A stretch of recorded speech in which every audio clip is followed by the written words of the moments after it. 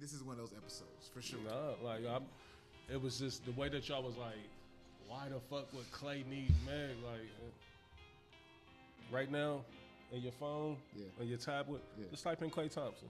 All right, let's Tell me the first 10 things that show up. Mm-hmm. It's not gonna be a thing about basketball. You might get this Wikipedia that give you basketball, but all the rest is gonna be Megan. It was another one too that I wanted to use that parallel because of the conversation that we was having. I think, and that's another thing too that y'all had did is when I say something, y'all pick out what y'all want to hear and run with it and try to hijack the topic. Because this is the king of only that. thing that I had said in regards to that before we even went down that whole rabbit hole, I was like, I see the play, but what the women are doing, like the women rappers, some of the singers, women entertainers, period. I like, agree with you. When they code, they going to find a nigga in the league. Yeah. And then y'all was like, well, what sense do it make for Clay to get Megan? That's what it set it off. Reese, we just said that you kept saying that you ain't think Clay was hitting Megan, and that's all I've ever said is I disagree. That's it. That was me on some Potter shit. Like, and he still might not be done hitter. But since we back here again, are we recording? Yeah, we recording. Okay. Do y'all think? Because the main example that I forgot to give last week, and it clicked after we left, was Steph and Cardi B. Who's it benefiting? Steph and Cardi B. Oh, Steph Diggs. Yeah, Stephon Diggs. So I'm gonna be real with you. I think it's a little different for me when it comes to NFL players. I think it's a little different than NBA players. Okay. Why? Because I feel like NBA players are a lot more marketable or marketed better than NFL players. I agree. Even though Steph Diggs is a top tier sniper, I still feel like elite. He's elite, but I still think Cardi helps him. I do. And he's always he's on. Because another thing y'all said too was that Megan is not a superstar. Y'all said she's nowhere near Nicki, and I went and pulled the numbers, but I'm not even gonna give y'all the numbers because I don't want to. They probably don't work in your favor. No, what numbers are you pulling? Yeah, what numbers are you pulling? The numbers that's out there, like as far as like their Apple and Spotify, like that's really the only thing that we can gauge it off of. Yeah. She was up there in the billion club along with Nicki. I mean, but Nicki got like a 10-year run on her, so for her to be right there. I see what we doing. That's all I'm saying. Like, y'all just was saying that she wasn't a superstar. I'm like, what are we talking about? Like, she's beyond a superstar. Like, Meg Thee Stallion is not a superstar anymore, Reese. Nobody's checking for her. Another research that I did. What's that show that was going crazy? So y'all keep this. This is what y'all do. Yeah, music is falling on deaf ears, Des. But what did she do just a couple weeks ago that had the internet on smash? What she do, Reese? What's that dating show that everybody was watching? Are we talking about Sweetie or are we talking about Megan? We talking about Megan. What's that dating show? Love Island. You know, she was on Love Island for sure. Yeah. She was on there. Yeah, she made an appearance on there. I'm just saying, like, that's a superstar move. Like, what can we do?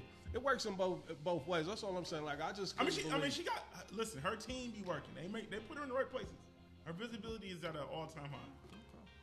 But I still don't understand how the Meg thing benefits Clay. I'm still not really rolling with that. Listen. Okay, let me shoot it because I don't want to fight with Reese today. I don't either. So that's what we're here to do. That's very true. I don't either. But here's the thing. The thing is that yes, it will create some visibility for anybody because you're in a relationship and you're in a public relationship, so that naturally slow. If I never disagree with you on that, as far as like I didn't think it helps Clay, but if he's trying to get a show on E Network, sure, this might help, but it doesn't help his career. But I still think this is all a part of his career, though. You don't attribute this to his career. This is the second phase of his career. They paying like $2,000 an episode from type shows. Yeah, they paying niggas, the C-list rappers. But Clay's gonna be able to demand a bag. On top of that, I'm coming with Megan Thee Stallion. Like we can demand a much bigger bag. I just think that it makes his career makes him better. Like that's what makes this. So you hanging on to what he did in Golden State? Why not, Reese? That's what we're 8 to 10 years ago. That's what we're doing, sports, Reese. Come on, man. But like the average person don't know Klay Thompson right now. Let me ask you this. See, that's. Do you think the average person, if you was to say who's Klay Thompson versus Megan, who you think they would know more of? Klay Thompson. You don't believe that. I do. You don't believe I that. do. You believe that too, Des? Say that one more time. If you walked up to the average person, like, Average you person showed is- them a picture of Klay Thompson, So picture of average Megan person Thee means Stallion, every color and creed. who you think they gonna know more? They probably gonna know Megan more. That's all. She's more In the visible, though. black community, maybe, but in more the white visible. community, there's no way. I feel like Nah, with bro. visibility, I'm probably gonna go Meg. If you asking, all right, you know what? Who you would ask? Like who you But say? but still, it doesn't. How does this benefit Klay? How does this benefit Klay? The fact that we're talking about Klay right now because I feel like this move was more for Meg than about- Klay. Oh yeah, it helped. See, that's the thing. Like, I don't want y'all to confuse what I'm saying. It works both ways. Like, it's helping Meg tremendously. But if there was the end today, it don't stop nothing for Klay. It don't stop nothing for Megan. Right. It don't stop nothing for neither one of them. But what I'm saying is that his career is about over with. Like, she's still Megan. She can go back, whoever. She can drop another record. He about done with what he's known for. And he gonna be okay. The money that he's made in the league, he's gonna be And that, see, y'all keep equating it to the money. Like, But because let's be honest, Klay. All right, let's compare it to if we're gonna do like Stephon Diggs might have more money than Cardi. Yeah, yes. You think so? For sure. So I mean, Stephon Diggs has been sticking to the league for quite some time. I think he done got at least 3 separate $100 million bags. Yeah, I don't know how he done did it. I mean, shout out to him, salute to him, but like, ain't that good. But I just say that to say that. But I feel like Diggs is more of a public figure type of guy than Klay. Yeah, he's more We of a don't really, social. you know what I'm Like, saying? you know what I mean? Yeah, like Klay don't really be in the like from what we actually see. Like we don't really be seeing Klay in the But mix. see, and that's what I'm saying. Like that's even why we even talk about right. That was my whole point of last week. Like Klay needs this for this second phase of his career. So you think he's trying to set up his career to be a social? And maybe not. He ain't trying to. I don't think he's trying to walk down those murky type of waters. But it's more so like I want to have a career after basketball, some form or some fact. I don't see him going into commentating or nothing like that. He don't look like he's trying to take the sports route. Like they ain't grooming him to be the Nets analyst or the Nets play-by-play. You know, he's not walking down that path. I don't see that. Like this move, what he's doing with the Megan shit, it looks like, oh, I see what he's trying to do. It's the reality TV. You know, it's pitching little products and all that shit. And like, I don't know. Like I said, like that Joe Budden fan clip page that I was saying about Des, like that page it opened up my eyes even more to what the content game is. Like I've really been sleeping on how everyone is really trying to pursue this content in any form or fashion. You know what I mean? Not just with podcasts, but just doing any type of content, period. Like put the camera in front of us and let's go pitch something to somebody and try to get a bag out. Because that's what's going on now. Like people are consuming content more than TV and like you know what I'm saying. Like niggas is watching streamers for hours talk. Yeah. Like you know what I'm saying. So it's like you know. So who don't want those bags? And then when you seeing the money that these guys is bringing, like when you see a Kai Sanad and Playboy Max and all them, like they bringing in bags just. Getting in front of the camera and doing shit. Now, granted, you know these guys have teams behind them, and they have like you know, $1 million, $1 billion companies, you know, fronting them. So it kind of look easy, but that shit hard what they doing. Yeah, for sure. That shit is super hard what they doing. Definitely hard. And to be consistent with it, because I don't think that's what people don't understand. Like for niggas to be as consistent as they are to keep people's attention and keep people locking in day after day. Because, like, these niggas is doing this every day, Reese. It ain't like the Joe Budden show where, you know, they giving us... They do it every day? Yes. They stream every day. I could see Joe Budden in for the next most part, you know year or two turning into an everyday. DDG, like... He done got kind of low, too. Like, is he... No, he just did nah.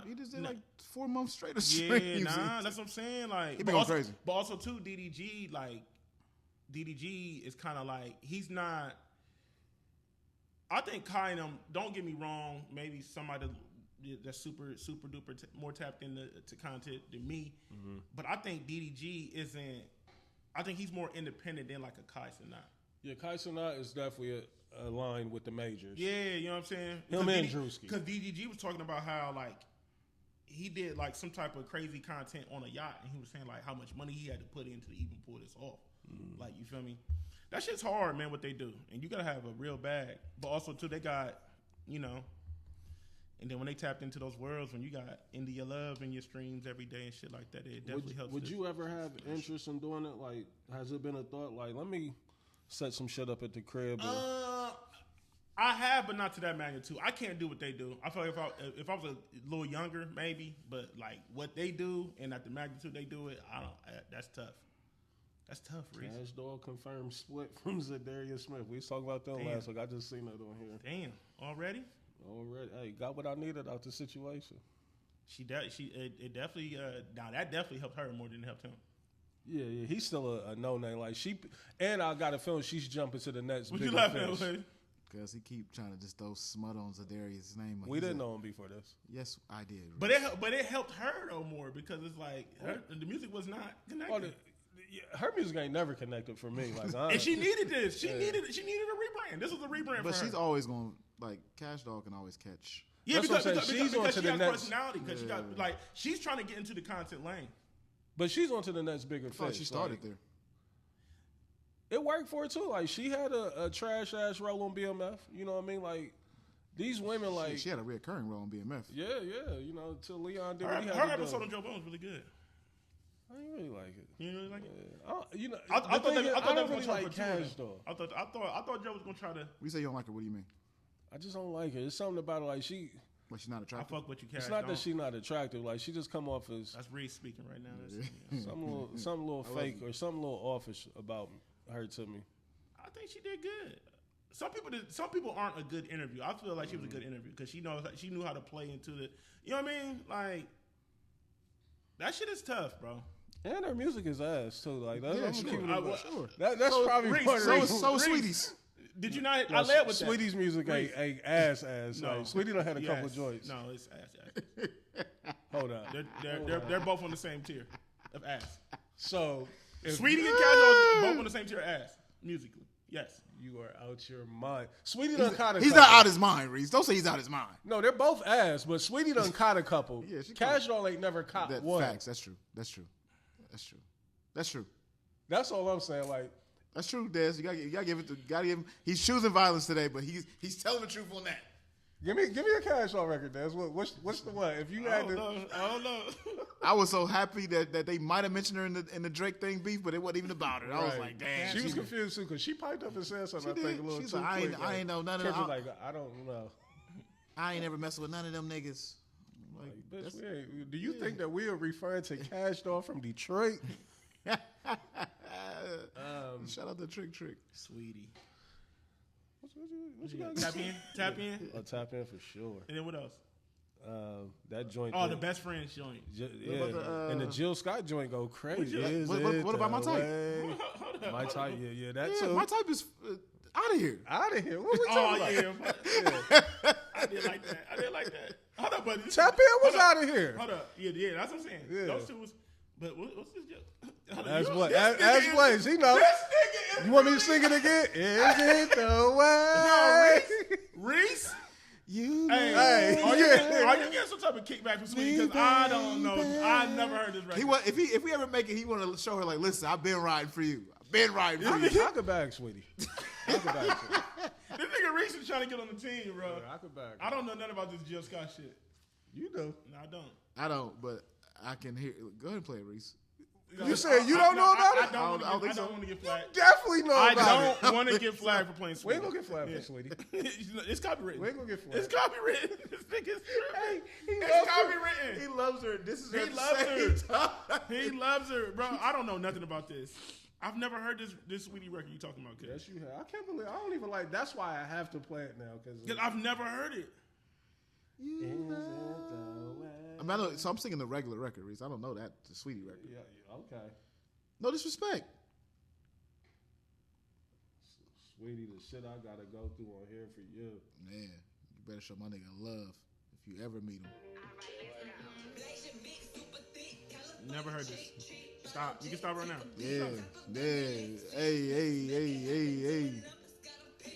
You We gotta let the chorus rock. We gotta let it get to the chorus.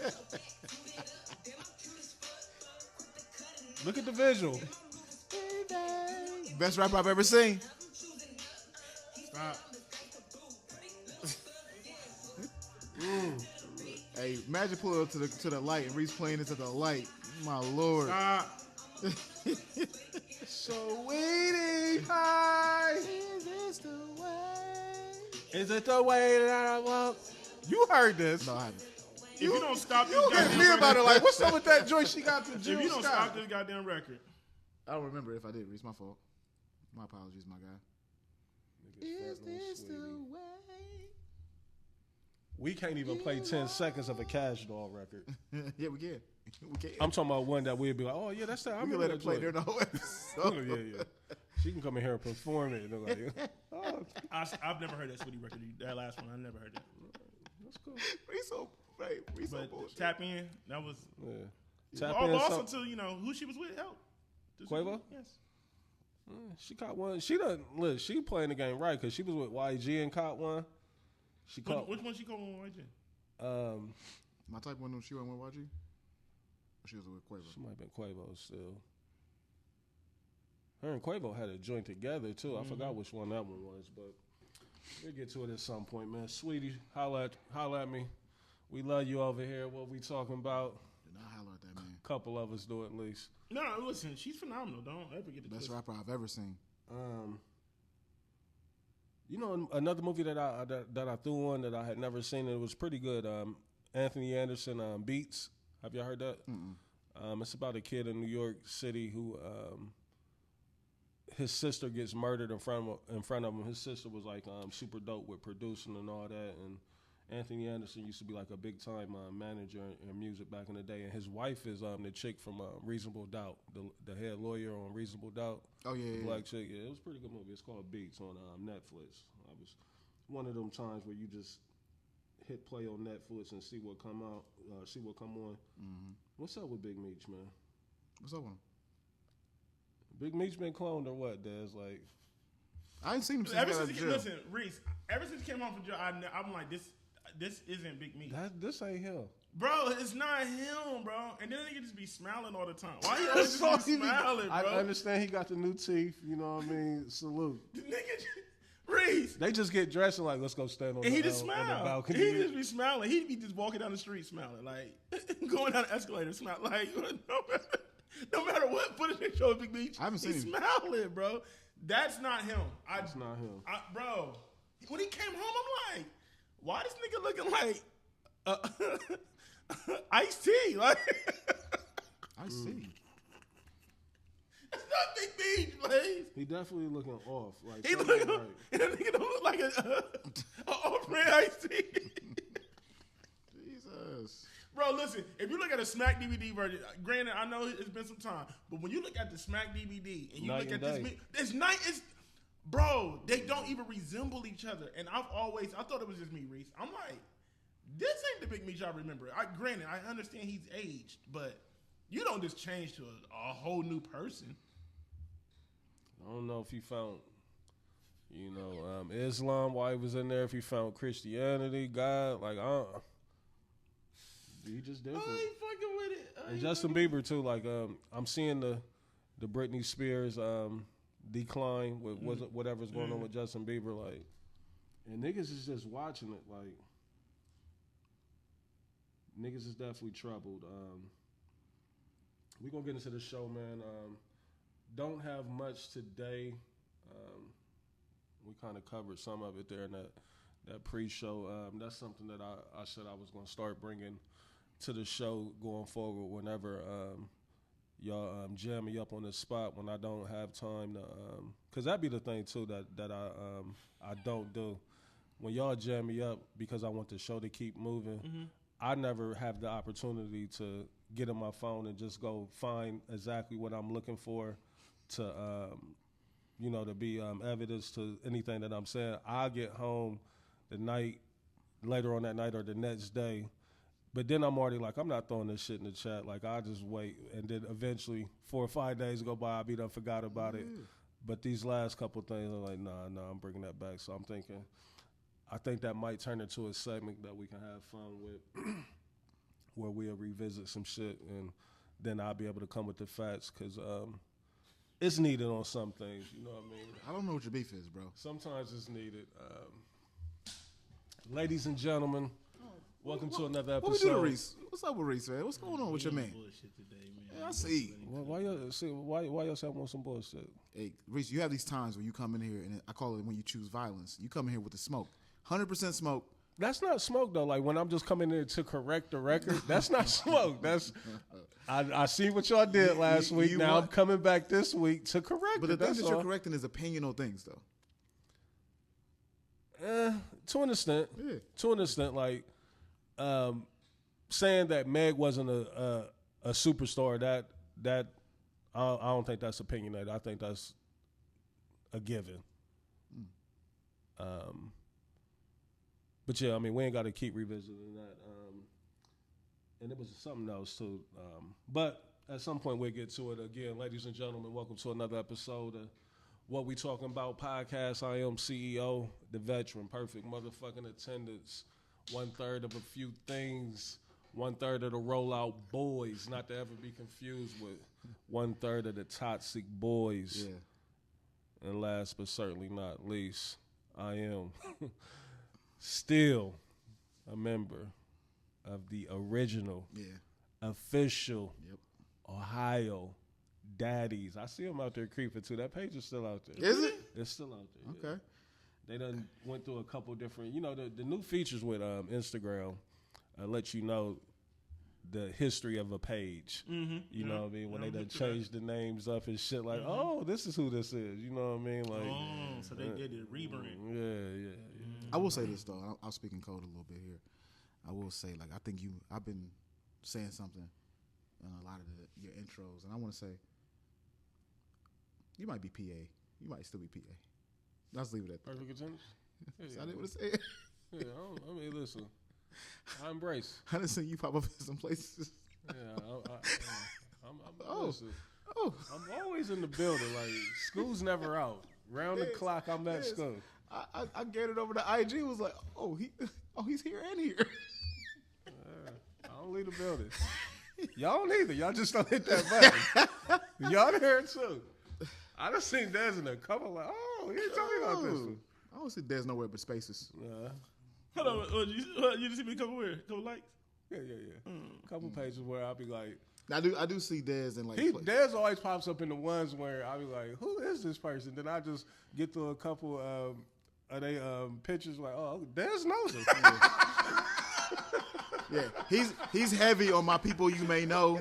It's a lot of people you may know that Des pops up as the mutual. Funny. I automatically, if I see a nigga 3 or 4 likes in the page, like, oh, they know. Yeah. Hey, Instagram gonna always be funny when it comes to that. Like, I still, every now and then, if I'm on an old ass picture and I see somebody in the comments, like, I go in there and like they comment. Hey, we definitely gotta bring that back.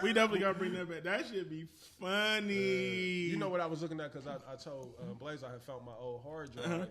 And when you and Mark used to do the shoot your shot, I still got all of that shit on that hard drive. Terrible camera play. Shit that niggas was saying on there, boy. Oh my god, niggas is pathetic. Hey, niggas, Reese, that used to be my favorite thing. I'll be like, the content wrote itself. Man. I didn't have to go far either. Niggas don't know how to control their horny. They don't know how to turn it down. Like when you see a beautiful woman, like it's just amazing what a beautiful woman can do to a perfectly sane nigga. Niggas was saying some I'm like, what the? Do they not know this is public? Yeah. It's some niggas that's like that, though. That's real. I don't give a fuck. Like, and salute to them, because sometimes that may be your only shot. And you might stand out. It might work. Like, it ain't for me. Like, so I try not to knock it as much. Yeah. But my pride just won't allow me to hop in them comments and just expose it all. Like, I got to at least I'll do it in the DM. You can smoke the DM, you know what I mean? But that's just between me and you. I hate them hoes that try to show DMs of niggas who they ignoring. Like, why? Like, if you was ignoring them was good enough. Like, you ain't got to show the world, you know, that niggas is down your neck. Like, oh my God. Went from where the pressure at. Like, he's applying it right there. It's heavy pressure right there. It's just not full who court. you want. Full court. Yeah, he's picking you up full fucking court. 90 minutes. Facts. Yeah. Who else in the building, man? It's your boy Des Arnaz. If you don't know me, 10 of your friends do. Mm-hmm. Local nigga with a major buzz, man. We in the building. Yes, sir. Yes, sir. Let's pod, man. Let's One fucking pod today. pod. Like I said, we ain't got much. Who else in the building? Oh man, it's your guy, Blaze, man. You know, just out here, you know, just surviving, man. You know, trying to survive the market. You know, just focused on work. You know, How the house market going? You know, typically, it seems like quarterly, you get a lot of people online that get to talking about the market and all that. You know, what would be your assessment of the market right now? If anybody looking to get into real estate, anybody looking to make a purchase right now, sale. If you're looking to get into real estate, don't. But if you're looking to purchase, I mean, a lot of people are. Hey, I ain't gonna speak too much on it, but let me. I'm gonna speak on it. So I had a client who I actually worked with. He's actually a colleague, right? And he might be of the, you know, the R word. Nah. Like might be of the light skin persuasion or whatever. And so he brings me his contract. I say to him like, "Yo, drive by there at night." Yeah. That's all I say to him. Hey, number's too good to be true. No. The address already knew what was up, but I knew that he didn't. Oh, okay, so I'm like, hey, drive by there at night, bro. So a lot of people was trying to buy these houses for cheap. You know what I mean? Like they'll go get the house for the 170, the 160. Now that payment is still $1,300, $1,400. But yeah, that's the market is. It is what it is. I'm gonna do what I do. So, but it's okay. Is there a booming market? Like, do you have access to, you know, markets outside of? No, but I mean, we get the gist of it. Like, so, for example, no market is really booming because the rates are so high. If the rates are 7% right now, and I got a 2.6, then my payment would be like $1,100 more expensive than what it is right now if I was buying today. So, but yeah, I mean, obviously, like, you know, the North Carolina market is a hot one. But a lot of people are really buying in South Carolina on the border and driving over. But, you know, a lot of markets are cheap. You know, you go to Houston and buy. Have y'all been seeing all these polls, you know, like with the ranking of the cities and all that? I've been seeing Columbus pop up on a lot of different polls, whether it be, you know, positive or negative. Like I seen one of the 10 worst high schools in Ohio. Columbus had about 5 or 6 of them on there. I've seen that video before. I don't know how accurate that is. I don't either. You know what I mean? Especially with, you know what be turning me off about a lot of those videos? They be in there misspelling shit. Yeah. Like, I don't know how valid this is. Yeah, I don't know how valid. Who did the research? Right. You know what I mean? Because how do you come up with 5, 6 schools from, you know, the same district? You know what I mean? Like, out of the whole state of Ohio. It just seemed kind of wild to me. But, you know, Columbus City is probably the biggest district in Ohio. Facts. I would imagine. I agree. But I saw another one that was, I think it was worst cities or some shit like that. Oh, it was something like, but I see we are still on the incline. We're growing still. It was the 15th largest city. Damn near about to hit 1 million. Like, I thought we had hit 1 million. I did too. You know, years ago, but it's saying that we like at 993,000. I will say this. I feel like Intel trying to sting us on the low. What's taking them so long? So I thought they backed out or something like they that. didn't back out fully because they can't because they use funds. And if they don't build like they're supposed to, they got to pay back with interest to the state. It's out here in New Albany, right? Yeah, but they push it back to 2030. It's supposed to be done. It's supposed to be, that's not going on. Yeah, it's supposed to be done this year. Yeah, I thought I had seen like some type of renderings that it looked like they had broke ground and started doing some shit. I mean, they spent $80 million widening 161 out here. Yeah. Like, so this is they're gonna owe a lot of money if they don't. I think they're gonna try to end up doing it, but they just taking their time. But if they don't do it, they owe billions. Have y'all seen you know, not that we necessarily looking, but like, have y'all seen a bump in the community or a kick of anything, like as far as the presence of Amazon? I thought Amazon was supposed to raise, you know, the economy around here. And maybe it has, you know, maybe it's just in the sector that I'm not, you know, all the way privy to or familiar with. But I mean, you be seeing Amazon all around. Yeah, but I guess when I'm saying that, like, Yeah, I see what you're saying. I haven't seen no like community initiative, from Amazon at all. It's just the gift and the curse. Like it's employed thousands of people. You know what I mean, and that's a beautiful thing. But I guess when them big major companies come into your town like that, it's almost like when a Super Bowl coming to town, All-Star Weekend coming into town, a big major company come in like that, you would want to see, where money is going to build up the community. You know what I mean? And maybe it is taking place, and I'm just not that familiar with it. I do see that downtown is still growing at a crazy rate. I mean, there's all types of construction going on the freeways and stuff. So lanes is widening and stuff like that. But I don't know.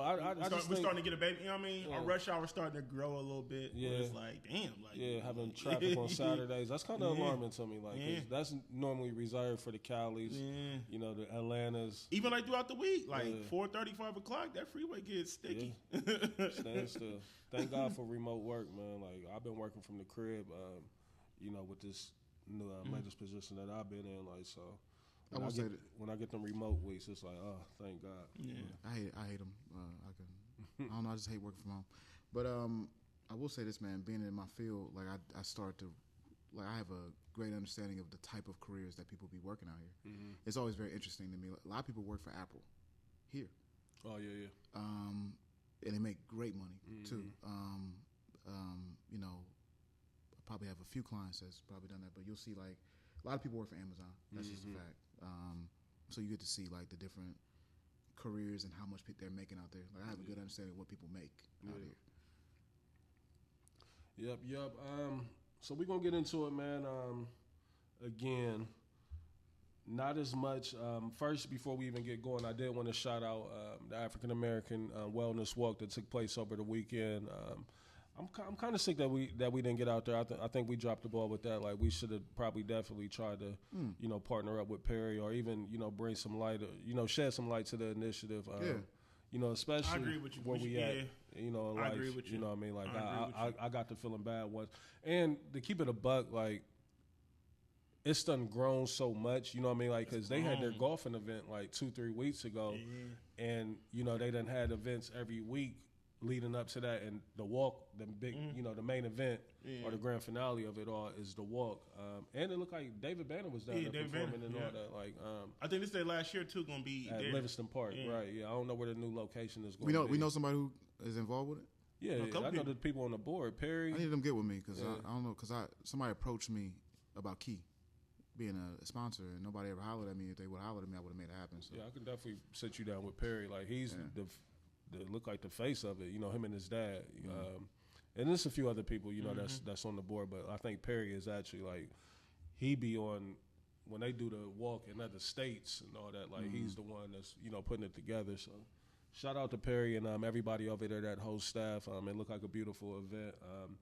I love, the initiative of it, which is getting black men together to make sure that they come get these free screenings, like, because a lot of the times, us as black men, them type of events be the only time that we really go get screenings. You know what I mean? Like just to really check up on your health and whatnot to make sure everything is ticking the way that it's supposed to. So we need those type of things, you know what I mean? Because there's a lot of people out there no insurance, you know what I mean? Some people with no vehicles, you know what I mean? Like, but you can carpool and get down there with family and all that. So.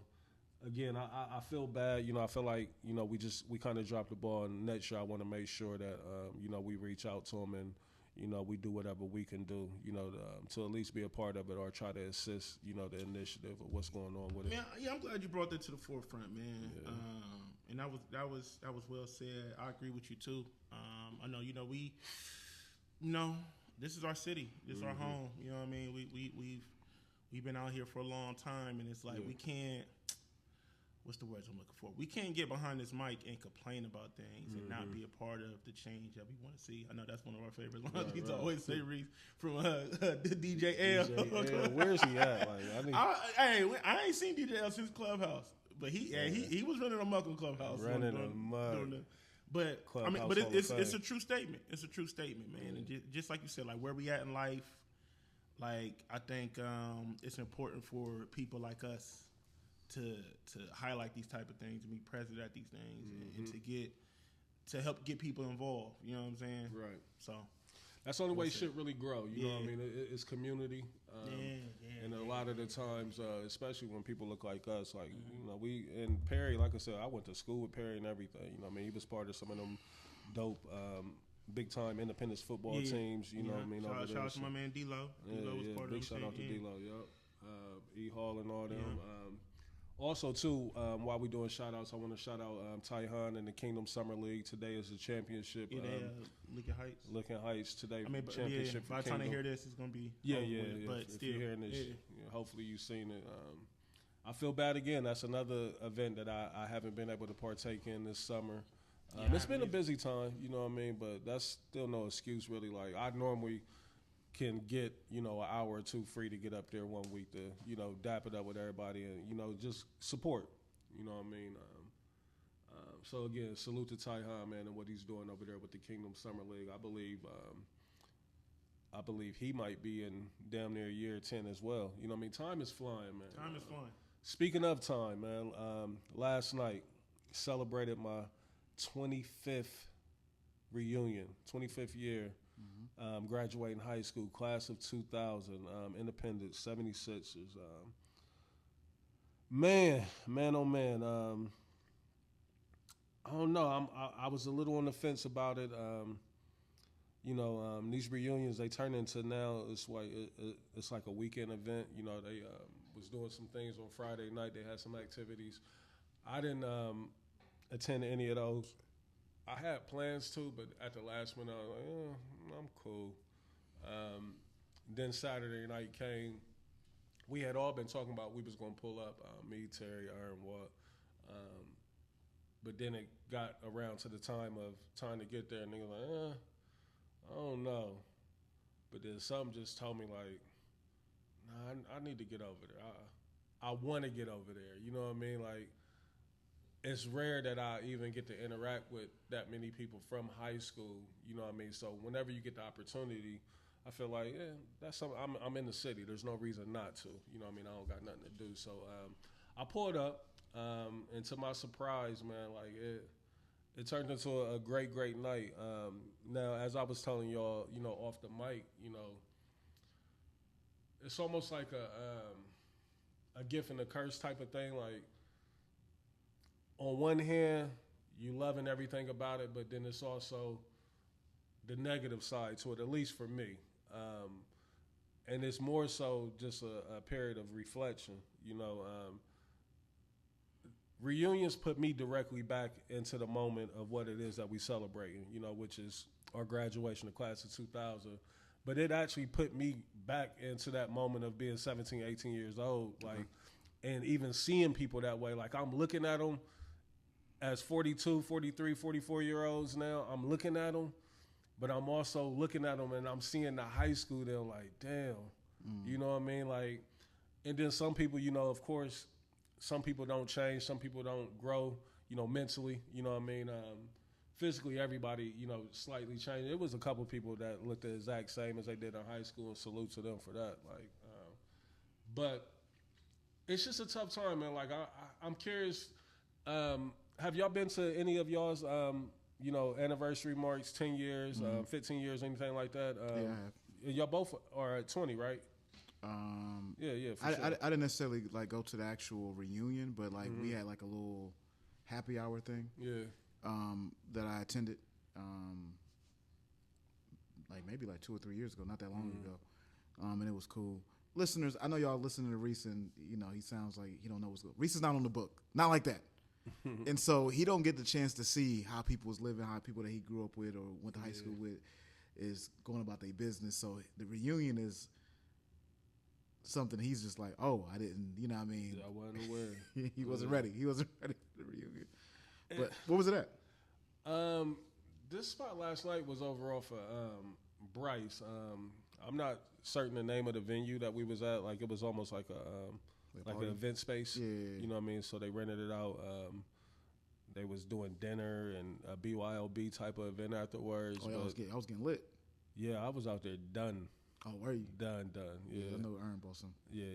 Everybody had everything, you know what I mean? But it was a great time, man. Like, all in all, I say all of that to say is that, you know, I'm extremely happy that I was able to get there, you know what I mean, and to see people. Because, I mean, I do have some people from my class that we've lost, you know what I mean, you know, that they no longer are here living with us. You got some people, like you said, that's down bad. Yeah. You know what I mean? Then you got some people, you know, that's getting busy. You know, like it's a nigga, one of my good friends, Mojave, he a doctor. You know what I mean? A surgeon. You know what I mean? So he getting to it big time. And he's still, you know, he's still nigga. You know what I mean? He's still who he is. That's what's so lovely about it. You know what I mean? But shout out to everybody. A lot of people, to my surprise, like, again, like, because I'm just so out of contact with them, or, you know, I feel like I'm out of reach, I didn't know as many of them knew about the podcast. Man, you know see, what I mean? Like, and that, but see, I hate to cut you off, my brother, but this is what be pissing me off, though, Reese. Is so many people know about us, but I feel like it don't translate on social media and shit. I've already accepted what it is. It's just because we're not famous, like, because we have tons of listeners, like the numbers. No, more than what y'all think, because y'all don't see the numbers. Yeah, I don't be. Until Blaze brings it to the forefront, like I don't be knowing nothing. But I feel like, look, I don't get mad. This is what bothers me, and like I said, I'm gonna let you get back to your shit. But like it just struck a chord, bro, because you said two things that pissed me off. I be seeing when we kind of talk about the African American wellness walk and community, right? I be seeing people using that word, but it's like, niggas be using community when it benefits them. Right. You know what I'm saying? Yeah. And they don't be wanting to. I feel like when certain people should be coming together, should be working together, because it would all work. It would all help all parties involved. For whatever reason, niggas don't be want to do that. Yeah. That's a whole other conversation in itself. But when it comes to the pod, it's like, what people don't understand is this. We can't grow as a pod if y'all don't be sharing the shit and liking the shit and like, and you know, when we putting out these clips on, so you feel what I'm saying? Like, that's cool that y'all listening, but we need the support out loud, because that's what's going to bring more people to it, bro. I think this is the case though, Dez, where two things can be true. I think what you're saying is absolutely true. I think his situation is just that he's not accessible, so they may see it from us, me or you. They want to reach out, and he probably, if he logged into his Facebook right now, probably have messages for the past 8 years. I just looked the other day because I didn't even have Messenger. Now you don't need it. And so I had messages for a decade. People thinking I'm just trying to get mortgage help and everything. So I think in his particular situation, they would reach out, but he's not on the book like that, and they probably have. And that was, but even on IG though, niggas ain't really. Yeah. See, our generation ain't really. They none of them are really on the ground. You know, at least not. It's a few. Yeah, and those are two different worlds. Facebook and Instagram. Two different planets. Yeah. All three, Facebook, Instagram, and Twitter. All three different. I've never seen none of them on Twitter either. Like, it's the book. The book is our generation. That's where they at. That's where they at. The book is crazy. The book has different, multiple generations though. Yeah. Right, because it goes beyond us. You know what I mean? It goes to our parents. But it also, like, and it shouldn't be. It's under us though. Like, Kiera and all them. That makes sense. Facebook fiends. It makes sense. It's our parents who is alarming for me. Like, what are y'all doing on here? Like, because we come from the era where you had to have a college email to even get on that motherfucker. You know what I mean? Like, now they open it up to everybody, but you still would wonder, like, what made the old heads go get on that? My mom is on there flirting with my pops. You hear me? This is terrible things going on. Yeah, but good time last night again, man. It was so good to see so many people. I seen old high school teammates, you know what I mean? Niggas who I actually haven't seen since, you know, we walk across that stage, you know what I mean? Because immediately after I graduated high school, you know, I was off to college, you know what I mean? After college, I was back home, had a kid, and now I'm into the working field and all that shit like that. So it was like, some of these people you really haven't seen in 25 years. And that's the thing that was just fucking me up. Like, ain't no way I'm standing here in front of you and we done been in the same city this long and ain't never ran into each other. That blows my mind. Yeah. That you can be in the same city it's not with that somebody. Crazy though. It's not that crazy though. If you think about it, Reese, like it's not crazy to me. Some people I don't even worry about running into them. I mean, at a grocery store in traffic, like, Yeah, maybe that. But in the traffic, you don't really. I mean, like traffic is traffic. You don't really see people in traffic. But I used to back in the day. Traffic is different now. Yeah. You know what I mean? Like I don't hit the abs no more like I used to. You know what I mean? But you ever been like, I know I ain't gonna run into this person in no places that I be in. We be in 2 different places. You be in 2 different places. Yeah, like I don't think I would run into them like on my leisure time. You know what I mean? Like at the places I like to frequent and shit like that. But also I don't want to come off as snobbish and say that it's not ain't even even them. That like because I might would, but I just haven't. Yeah, but you won't. And keep it. And if you keep it a buck, the same people show up to those places that we visit all the time. When we was at Beeline, it was amazing. Mm-hmm. I was like, this is the same people that we always run into, though. Yeah. The same people. Yeah. So yeah, I get it though. Get on the book. It was crazy. Connect with your people. Last night had me really contemplating getting on the book. Des is on there with rollouts every day. Des over there running it up over there. Des over there, like he feeding the streets over there. He been kind of quiet on the ground, like so. It's the streets over there. The book. Yeah, he feeding the streets. He doing Zumba classes or something. I seen that one over there. Yeah, Zumba classes. What y'all talking about? Oh no! That was boot camp. That's boot camp. Shout out to my man Trey. Happy with the studs over there. You said what? You're on camera. I see it. I'd be some babes in there too. I'm sure. Keep it thorough over there. No, I'm sure. Shout out to my man Trey. It's grown. It's grown over there for sure. What this is going? What's it saying? Microsoft something. I don't know what it's going. What ain't recording? Nah, I was just trying to install something. Oh, I keep trying to do an update on the. I was trying to install some Microsoft something. Oh, that's my that's my work joint. It's probably trying to.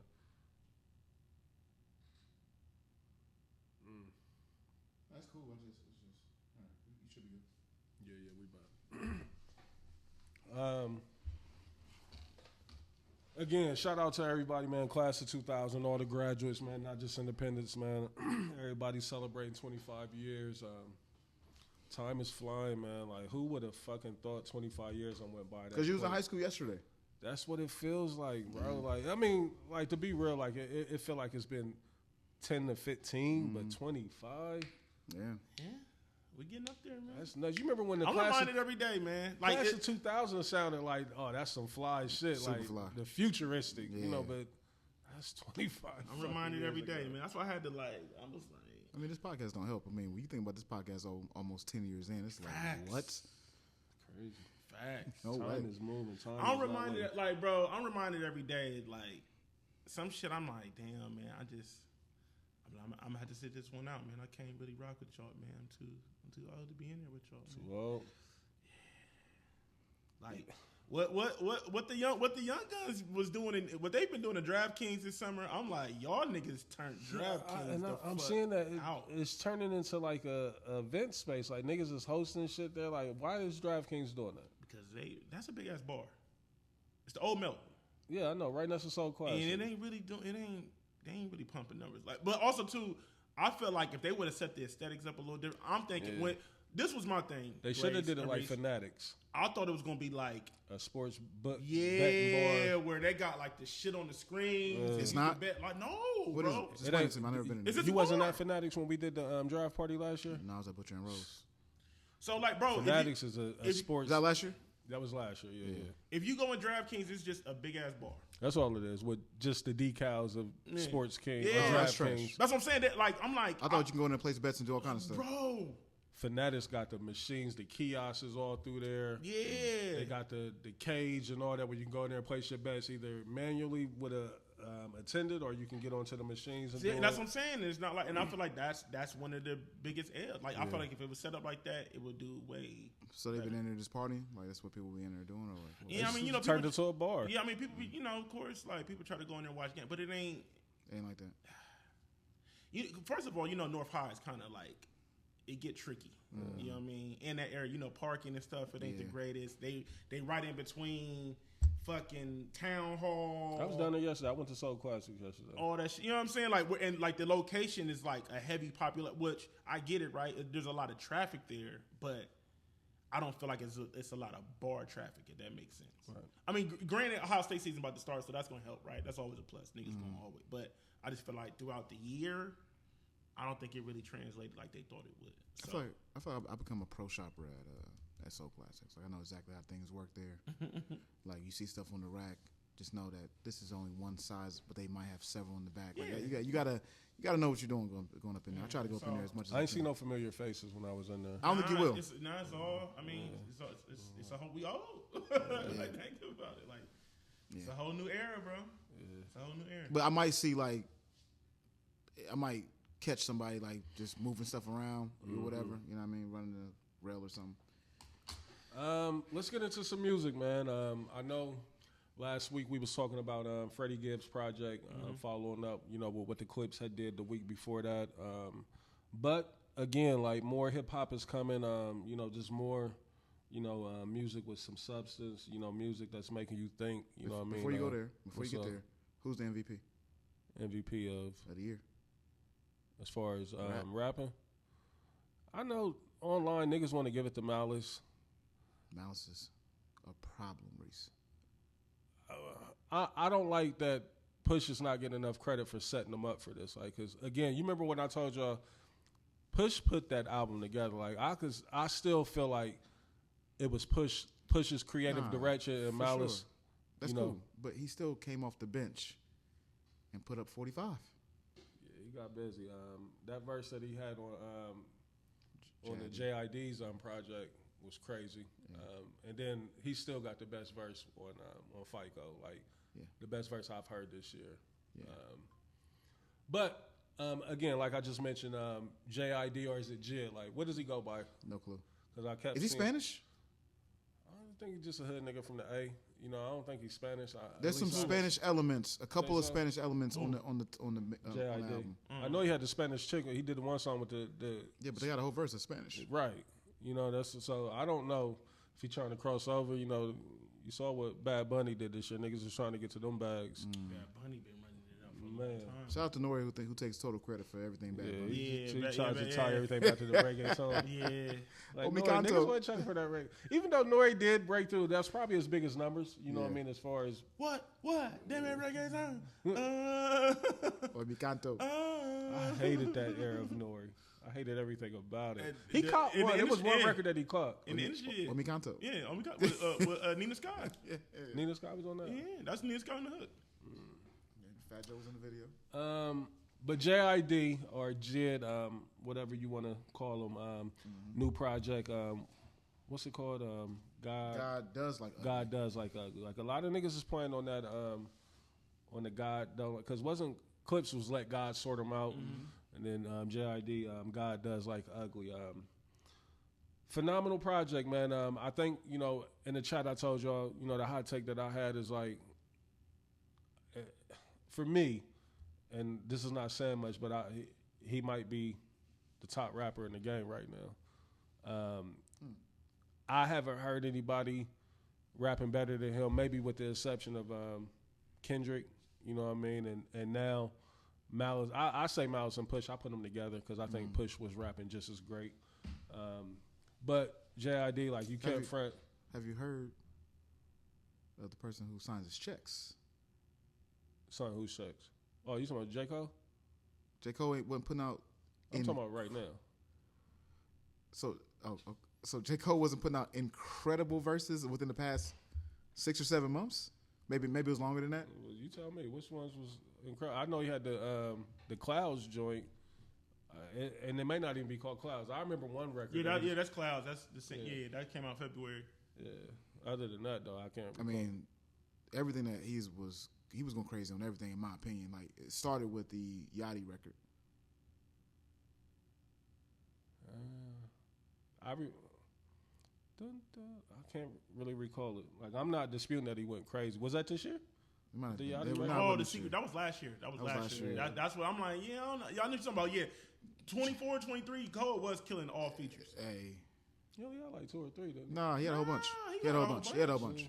He was going crazy. Because I don't know why. You can't even talk about 24. Like, because the Benny the Butcher shit, the Johnny P. Cadillac or something like that. He went crazy on there too. All I'm saying is that JID, first of all, he low key has my album of the year. Yeah. That's how I feel about it. Already? It's in the. It's Well, in not the, already because the year is almost up. It's in the conversation. Okay. I'm not saying I'm not. No. Making Okay. a declaration. Give me. How about this? How about we do this? Okay. We're gonna start with you. Okay. Give me your 3 this year so far. Oh, it's easy. Mine's is let God sort him out. Mm-hmm. God does like ugly, Mm-hmm. and Freddie Gibbs. I think we probably all gonna have the same. Who you going, Reese? See, I haven't heard the JID or the Gunna yet. I haven't heard Gunna. I didn't listen to all of Freddie. I heard pieces of it. I mean, Clips is the album of the year for me, just strictly off of because that's what all I've been rocking. So I probably would be eliminated from this conversation, like, cause. Yeah, I'm going. This is no order, but I'm going Larry June and 2 Chainz. I knew he was gonna come with something. What? That album is really good. Hey, who had Lil Tyler on the verse recently? Who had Lil Tyler? He was on somebody's a big time release. Bryson. He's on Bryson Tiller. That's what it was. I haven't heard the album yet either. Awful. But I put it in his own. Yeah. Well, I know, but I heard it's like a 2 disc. Like he rapping on one disc and R&B on the other side. Yeah. He's definitely rapping on the one he put out. Hold up, you don't like the? Did you listen to the 2 Chainz and Larry June? I haven't listened to it yet, but I just knew. I haven't heard a record. All I'm saying is that I have heard one. I'm not. First, I'm not a Larry June fan. I'm a 2 Chainz fan. He's trash. But listen, I'm not a fan of his music at all. Blaze, 2 Chainz is running circles on the album, bro. Oh, I bet. He's going crazy. He's that going crazy. Enough for me. But it's a good album though. What is that supposed to be? Yeah. What the hell does that mean? I'm going right now. I'm going Chainz. Y'all hold 2 Chainz in this space because 2 Chainz is really good. All right. Great. He can rap and he's good at making songs. Am I lying, Blaze? Man, I'm not doing this. Yeah. I'm not like. But he want to art. That's what I'm saying. 2 Chainz is great. But all of y'all, I'm going. Y'all would never put 2 Chainz on the elite level of nothing. At one point in time, he was one of the hottest in the game. He was killing niggas. No features no dicker there, Des. Like I agree with you 100%. It was killing features. He was killing. Now, do you agree with what I just said? What? Though? Like y'all would not put him nowhere near to no elite conversation of rappers. I would. You're lying. I would. I'm going Chainz. Atlanta? I'm going Chainz. Sure, Atlanta. I'm going Chainz, Freddie, Clips right now. Okay. Those would be my 3 albums. I'm gonna check it out, Des. That's your order? No, I said no order. Oh, okay. No, the Chainz and Larry June, the album is really good. I know. That's why I said no order. I clearly wasn't said sure. in no order. Right, no order. I ain't hear that. The Chainz and Larry June featuring Alchemist, because Alchemist did his thing, of course. Okay. Shout out to Alchemist too. He's been he. I'm tired of the Alchemist Why guys. not? So Why? he's not. He's getting busy. Yeah, He's getting busy. Dope producer. Did he not go crazy on the Freddie Gibbs album? For sure. You think some gas on him? He's not top 5 producers. Like I No, hear a lot of nobody said that. conversation. No, that's the narrative online. That's not the narrative online. Reach, I don't line enough to know. You saying he's not top 5? What, like hip hop producers? You don't think so? No, of course not. But there's so many hip hop Oh, producers. you think he is, don't you? I mean, it's an argument. It's an argument. It's an argument. We can argue. It's an argument. I think it's an argument. It's not an argument. Why you don't think so? It's just not. It's too many producers. It is, but see that's why it's not subgenres in the. That's why it's so world, subjective. That's yes. why it's so subjective because there's too many producers. There's too many. Because True indeed, there's too many producers. But if y'all had to name, okay, so we your here 5 for your life right now, you're not naming are we here? So give me 5 right now, Reese. Right on the spot. Come on. I know it's on the spot. I'm gonna go to rock. Trio of Ye, I'm gonna be honest. Dink, and Just Blaze. I'm gonna be all right. I'm gonna see who. I got all them better. There's one person I don't want to hear. I'm gonna be honest. Just Blaze. Timbo. Yeah, I don't want Timbo. I don't know why. I won't fight you on that. Like I won't fight you on that. Okay, so let's stop doing what we're doing right now. This is not good. I mean, we can't put Alchemist in the top 5 of nobody. He's nowhere near in the top 5. Okay. Yeah, he'd be glad to be in the top 15. I think he'll be very happy with that. Because Dr. Dre's in the top 5. Alchemist is not better than RZA, and RZA's not in the top 5. Right. You know what I mean? Agreed. Like, he is better Is than Alchemist DJ better Premier. Like, and I know y'all want to fight. Yeah, fight me. Get in my inbox if you want. I know. Like, Yeah, I know niggas right now steaming with that take. I mean, I'm not Reese, mad at you. I like the take. I I've like. What never Reese been a doing. fan. Hey, look. Okay. I'm mad he's on Joe Budden's intro. I'm not a fan. hate it. Reese, I'm Trash. Imani, hey, you dodged one. Be glad you ain't in that one. All right. Can I name some producers so we can just stop this? Yeah. Dr. Dre. Right. All right. Kanye. But hold on, before you even do that, let's get to New York. Like, I don't think Alchemist is better than Pete Rock. I don't think he's better than RZA. Technically, Alchemist isn't from New York. I know, yeah. Let's be clear. But well, I mean, but that's is he better than Hit Boy? He comes from. It depends on what you like. See, he's not better. I think he might be better than Hit Boy. I think it's a gas on Hit Boy. I'm about to say that's the wrong man to ask. Reese ain't a Hit Boy fan. Is he better than No ID? Yeah, maybe. Yeah. I might take him over. See, I'm done. See, this is what this. No, you know what? Do you know what No ID did? Yeah. But I'm not going. You know, No ID did Tears of Joy, right? Right. Off that alone, he's not better than No ID. But Alchemist also did. Don't make me start being like Trav and calling him Dion. Hold You Down, and he did. See, I ain't gonna lie. He did Keep It Thorough. This is the moment I wish Trav was here. Trav, right? We definitely need him here. Yeah, we need Trav. Is he better than Ninth Wonder? Yes. I don't think Alchemist is better than Ninth Wonder. What's your Ninth Wonder? Trav probably ready to go laptops right now. Niggas ready? He don't have a. Is she the reason at all? You going off of what Beyonce or Destiny for real, did for real. Are we staying in the hip hop lane? For real. What's the parameters for this? Yeah, because I'm about to say. Oh, I love Ninth Wonder as a hip hop producer. Because we'll throw Swiss in there. Swiss will get niggas out of here. Yeah, Swiss is better. But for real, Swiss is top 5 though. Is that fair to say? For real. Is Swiss top 5? Yes. For real. Reese kind of. He's top 10. Top 10. Yeah. It's Pharrell top 5. Oh no. Is he better than Alchemist? Yeah. Okay. What about? Oh no. Boy Wonder. That's a good fight. Hold up. So you you saying Justice cleaning Pharrell? I just said nothing. No, but you named 3. You said Just. I said I would take the Rock Trio. Kanye and Bink. Right. Even though Bink. What Bink did with the Bink don't get his respect. and what he did with Beans. And Bink don't get his respect. Because a lot of niggas be thinking. And I'm not, no. I was just talking about producers that I thought was better than Alchemist. Okay. I'm nowhere near putting Bink in the top 5 of all time. Okay, these are niggas that you feel like is better than Alchemist. That's okay. I'm talking about. Pharrell's not better than Alchemist, bro. Who? You said it's a close match between Pharrell. No, I said Swiss and Alchemist was close. Yeah, Pharrell better, but okay. What about Boy Wonder? I'll take Alchemist. What about Jermaine Dupri? Travis Scott. Jermaine Dupri don't do like super like hip hop like Travis Scott. Travis Scott, the artist? Reese, I'm done. I'm done. Yes. I ain't taking Travis over taking Alchemist. Travis for nothing. Then y'all don't. Then I just got. You giving EP credit? Like I'm talking about. No, he's a. Travis Scott produces the majority of his music. Give me the record. Everything that he's ever put. Reese does all his stuff. Can I get the records? Sicko Mode. Astro World. That Astro World album. Like, that album that's a classic album, bro. Front to back. Like he's known for being like he has a whole sound that he has. I understand he has a sound that he produces. I'm gonna be honest. I think just nostalgia in me is gonna take out just off the strength over Trav. Yeah, I feel like he loses. Travis Scott. What has Travis Scott done outside of his own sound for himself? Like when I'm talking producers, I'm talking. So we can't penalize him because he's also an artist, though. We can't do that. No, we ain't penalizing Ye. Like yeah, that's what I'm saying. So, but you just did though. Like, but I'm asking, what has his sound done outside of? I'm not gonna name it. Yeah, niggas can say whatever they want to say, but niggas ain't fucking. Yay. Ye might be number 1. I might take Zaytoven over Alchemist. You might take who? Who you say? Zaytoven. I knew he was gonna hate that. Yeah, nigga. and you know how I feel about Zaytoven. You know that's my guy, but Zaytoven ain't even top 5 in zone 6. It's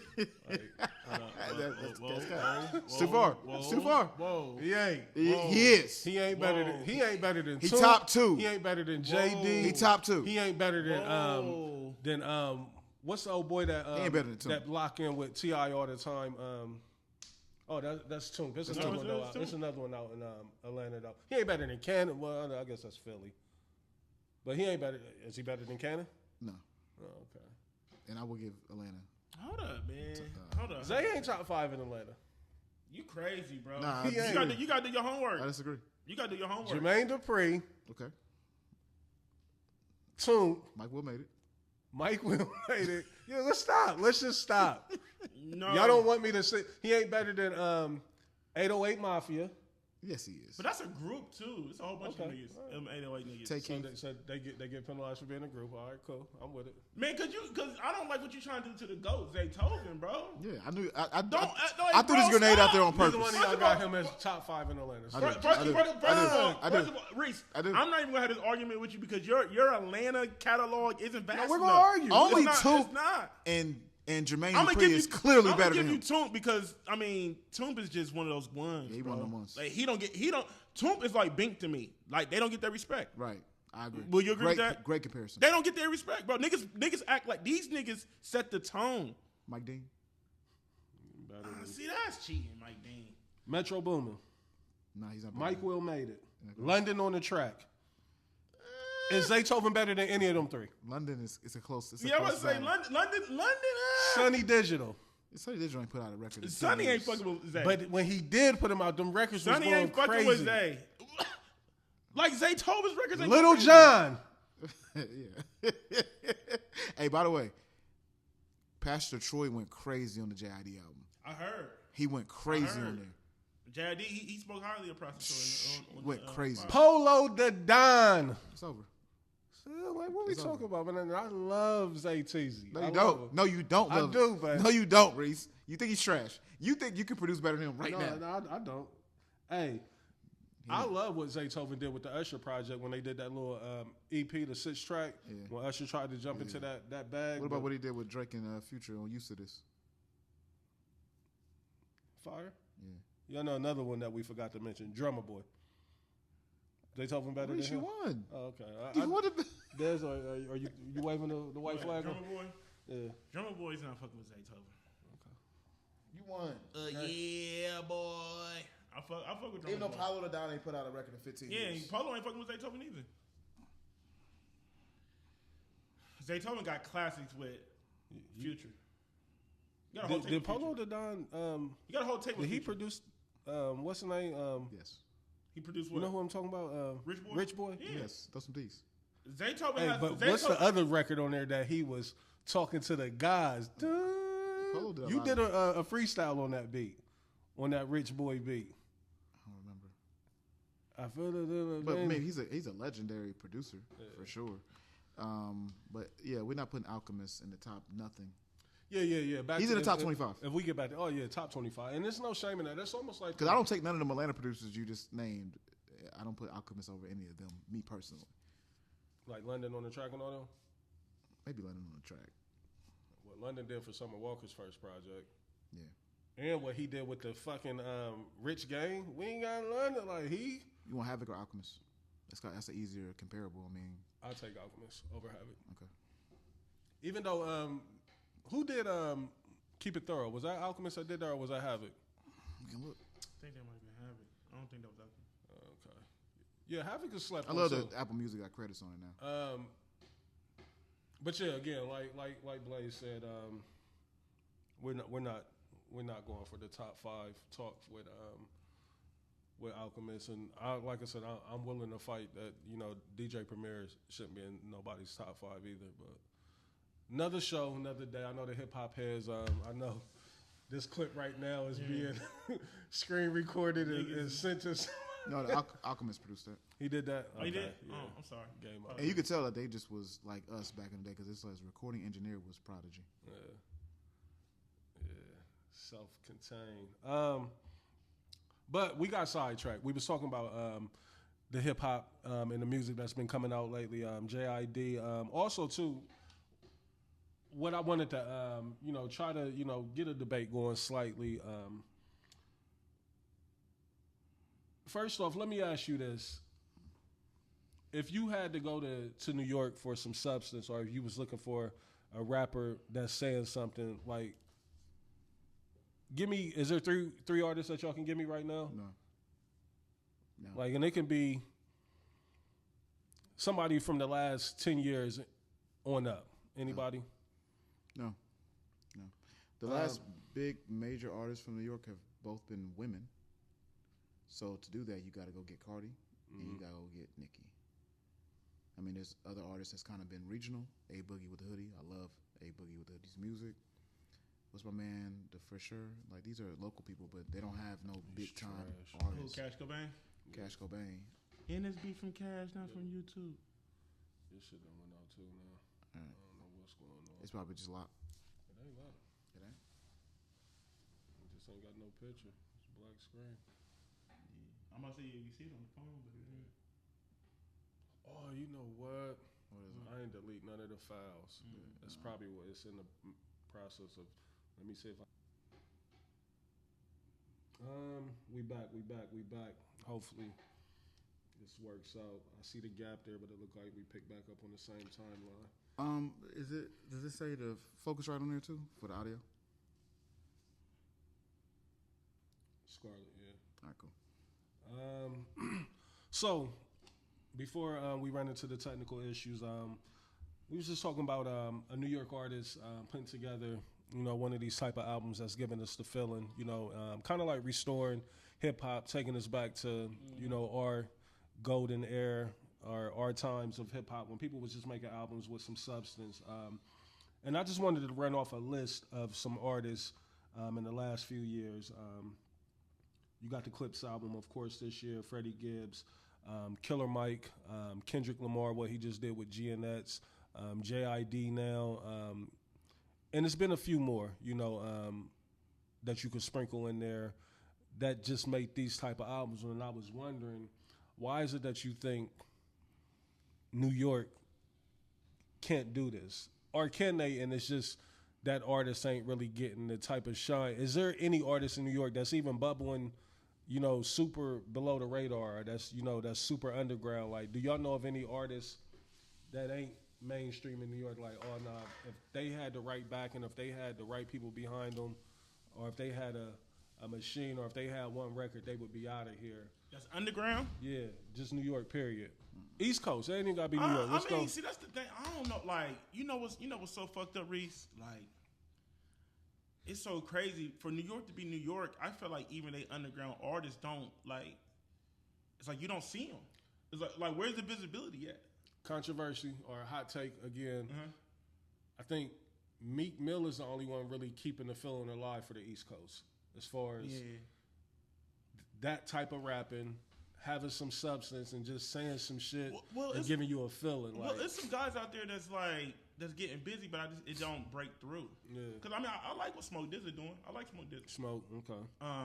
And then there's a guy that I've been bumping lately he's from New York, and I started doing my research. I didn't know he used to run around with Diddy's sons and them.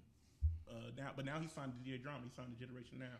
His name is Kai Cash. Okay. So he has a project out now that's really good. I've been bumping that lately. That's what I'm just looking for, that energy from the East. But that's what I'm saying. But that's the thing. Like I stumbled upon him on an accident, and then come to find out, Blaze, when the whole shit when Joey Badass was going at the West Coast. He actually made a record like. Oh, I heard that. Yeah, that's him. Okay, that's him. He was spitting. Yeah, he's out. He got a project out that's really good, and I had no clue. Then I just started doing my research. Send it to me. I had no clue that he was signed to. It's Kai, Kai, and then it's Cash, but the S is a $sign. I went and looked him up after they played that record on Joey's shit, like, cause he was going. Yeah, but I had no clue that he was signed to Drama in Cannon. See. I'm gonna check him out. Yeah, you Blaze, you definitely gonna fuck with him. Especially this the project, because he be rapping over like he got this one beat. It start off he rapping over like it's like a soul beat, but it got like piano keys in the back. Like you listening to Cash Rules? So I'm gonna check out Cash. That's the project. Let me ask y'all this: see Blaze, you'll like it. You'll like him a lot. You'll like him a lot. I'll be finding time for music these days. Is hip hop where it needs to be without the East Coast like representation mainstream? Nope. And I agree with that. And I can understand it. And y'all know I'm a big pro Atlanta guy, but it's but I do miss that feeling. Yeah. But also too, a lot of that is on New York. I feel like New York, what Metro just did with this recent album, I feel like New York should do that. So is it on the back? But why can't they? How come Kiss, Fab, and them ain't still producers? How come they're not doing it? How come they're not keeping New York afloat? Jim Jones tried, and that's where I gotta salute Jim Jones, because Jim is trying. You know what I mean? He gave and us Nas did albums, this thing too. And he gave us albums for everybody from fucking Hitmaker to Harry Fraud to. And I hate that we even exclude Nas, like, and that's my fault. Like, but Nas is such higher up, like, but sometimes you just overlook those guys. But you know what the problem is? But then when you got niggas like Jim going at Nas, that's the problem in New York. You know what I'm saying? It's like they still in that super competitive mode where it's like, I'm the top dog. You know what I'm saying? They haven't acclimated to the collaboration part of the game. Where Atlanta, like, nigga, where we just watch Metro do a tape and he put everybody, they all contribute. They also don't have superstar producers. That's always been my gripe with New York. They don't have producers. They don't have, I mean. They do. They're just not the young guns. Like, because, I mean, you got the Pete Rocks, you got the Alchemist, you got. No, thank you. I mean, these are some big time producers. But what Reese is saying though, he kind of want that feeling back. They tried, bro, and it doesn't work. So because you know what, they have tried, but niggas didn't even accept them. Griselda, right? But I thought Griselda was gonna kick the door down. But the problem is they from Buffalo. They not from. They ain't from. And New York be like, oh, they from Buffalo, New York. They from up. Instead of everybody just saying, yo, they got the sound right now. Let's all jump on this shit. And they're also our age.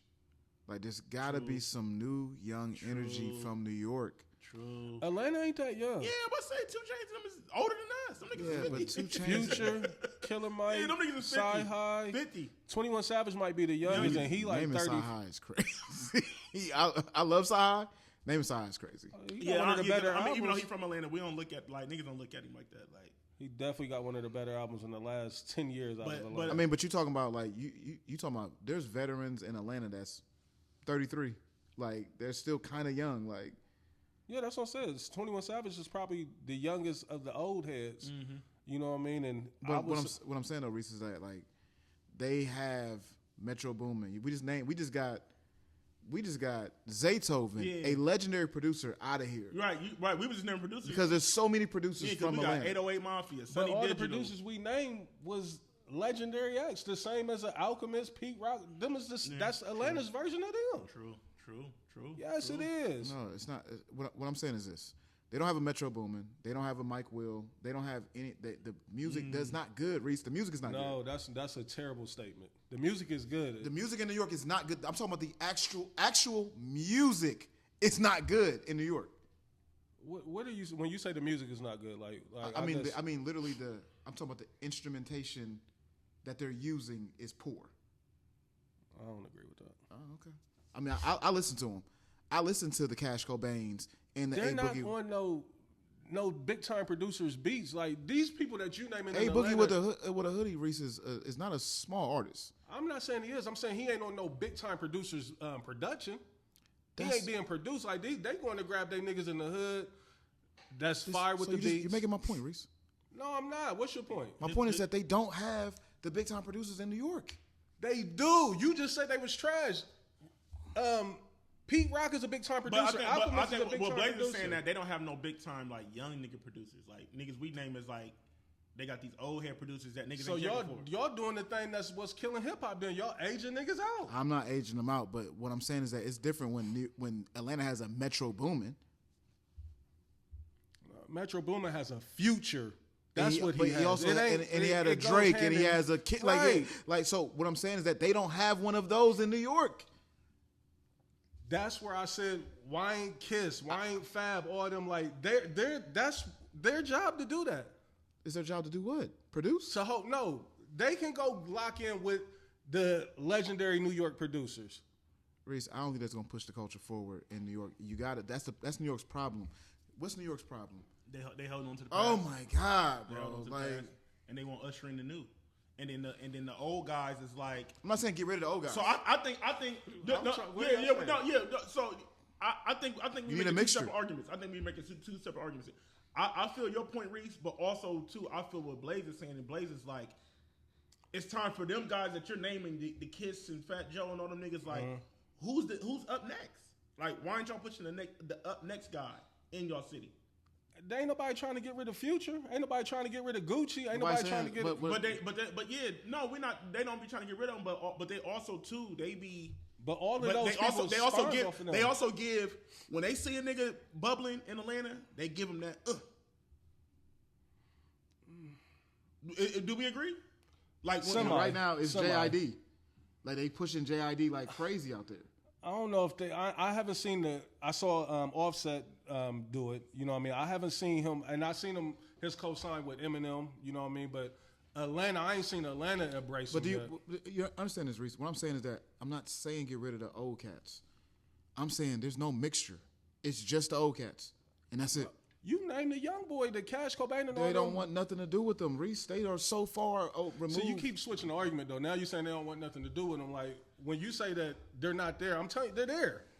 Reese, there's nobody up and coming that's not just based that gets their music played outside of New York, in New York, that's under 40. I don't know if I can. Blaze might have a point. Yeah. They like New York sound. You know what? I feel like New York is super regional now. Like they don't leave New York. Like nigga, Atlanta ain't leaving Atlanta. That's their sound. But it's translating outside of Atlanta. Just the same way. We just seen Kendrick put out a GNX project that was super regional to. But it went out of LA though. We're not asking them to change their sound. Y'all saying the sound. When we say regional, we mean where the music is played. GNX is played across the United States. Right, because he's a superstar. Like that. Or I still don't trust you or whatever. It's played across the United States. Right. Whether it sounds regional or not. There's no we're not knocking the sound. We're not knocking the sound of regional, but that's just what you was arguing. You said the sound. You said the instrumentation. I literally just said when I say regional, I don't mean the sound. What we saying is it doesn't. Did you or did you not say that the instrumentation was trash in New York? Oh, it's poor. But that's not has nothing to do with that's their sound. No, bro, you can't double talk me. What I'm saying is that they have piss poor production. I don't care what they're using to create it. They're not good. Who are you saying is not good? The producers in New York. They've been. Give me some producers. Name them. You don't know any. That's the problem. Name the ones that you know. I don't know any. That's the problem. Them trash. I just want to know who you calling trash. When I hear local artists from New York, I think. Can you give me these names? I just want. Why do I need to give you a name? You're saying something is trash, so I'm asking you what. When I hear these artists from New York, I think their production is trash. I don't need to know their fucking producer's name. So what artists? That's what I'm asking. What artists is this? A Boogie. Yeah, A Boogie, Cash Cobain, a lot of these cats that's coming up in New York. A Boogie one of the hottest niggas in New York. And y'all say he got trash production? I don't really listen to It's not that great. It's not great, Reese. I can't give you the argument, Reese, because I don't really listen to A Boogie like that. I do. Okay. But I'm going to say this. For me, the problem with New York is the music doesn't translate outside of New York. And I feel like the older rappers are still getting busy, but I feel like the older rappers, they're not. Who's the up next hot town out of New York? And who is these older rappers that's still getting busy? Who are they? I mean, Nas, Fat Joe, Jadakiss, Fabulous. Nah, but Nas ain't as active as he was he last year. put out more albums than everybody. Yeah, true. He just won a Grammy last year, didn't he? But see, look, but okay, even with Jimmy don't really leave New York. Like niggas ain't really listening to Jimmy outside of New York. Yeah, he's boxed into a regional. I mean, I wouldn't even call it a regional sound. Like he's a regional act. Same thing with like Fat So Joe. you keep talking about sound. I keep talking about when I say regional with New York. I mean they literally are played on Hot 97, and that's it. That's what I mean. See that because the music is not good, Reese. It's not good. good. Like it's no money behind it. It's not that it's not good. I think it's no money behind it. Hey Reese, it's 2025. To produce does not require a lot of money. To have good production does not require a lot of money. To get into a major artist, they do. They're not just taking anybody off the street. They're not. In 2025, we're not just taking people off the street. We literally just had an argument last week about how me and you wish we were in this era because it's so easy to get into this game. Right. So you don't have to be put on. That's two different conversations. So why are they not buzzing up? Why they not bubbling up like every other artist across the country in New York? Why? Why do you think? Why in New York bubbling as an artist or just anybody? We ain't heard an artist. The last new artist that we heard from New York that's made it big was Cardi. You disagree? See, and you giving the outliers like Cardi is a superstar. Like it's all these niggas in Atlanta that we naming. New York shouldn't have superstar. New York? Yeah, I'm not saying they shouldn't. They don't. But I'm saying like if we go off of what you're saying is because the production is trash. Like that's not true. Like you got Swiss Beats, you got Pete Rock, you got Swiss Premier, Beats is you not- got Alchemist. Swiss Beats tried to do what you're asking. He did it with the wrong artist. He went and got a trash ass girl. Like that's not a good. That's what I'm saying. Like That's the last attempt. And what they do, they put a whole bunch of old niggas around her. It did not get no new energy around her. You know what? I would credit, man. I gotta bring it up again. I feel like Jim is the only nigga that tried. Like Jim be fucking with. He be trying to fuck with the new niggas and. he tried to bridge the gap. He tried to walk niggas across the line. Busta Rhymes tried to do it too. That young fat kid from New York, he hot. Who King Streets? I don't know his name. He got that record. He be singing, Oh, rapping. that he be with me. Real fat kid. Yeah, like, he get busy. The one that had Busta Rhymes crying in the back, listen to his shit. That's what I'm saying. Like, it be shit like that. Like, that's what's going on. But it take more though. Like, you know what I'm saying? Like, I feel like New York is just too fucking big for one. I think we're not even giving credit to that. New York is fucking 15 million people. Atlanta is 600,000 people. Man, are we not going to act like New York didn't have Just Blaze, Irv Gotti? They didn't have the and hit they was makers. on fire. They ran the industry when all Right, that was but it's going because on. the production was so good. These guys can still produce is what I'm saying. You saying that those guys are still there. They need New York. If New York had a Metro Boomin type of producer, it would change everything. You keep trying to shit on those producers. I'm not. You just named them and said that they was on fire. The heat makers, all these like that. You had fire production. So are you saying that they can't produce no more? Well, I mean, a lot of them niggas are they really even active? Like, is Just still active?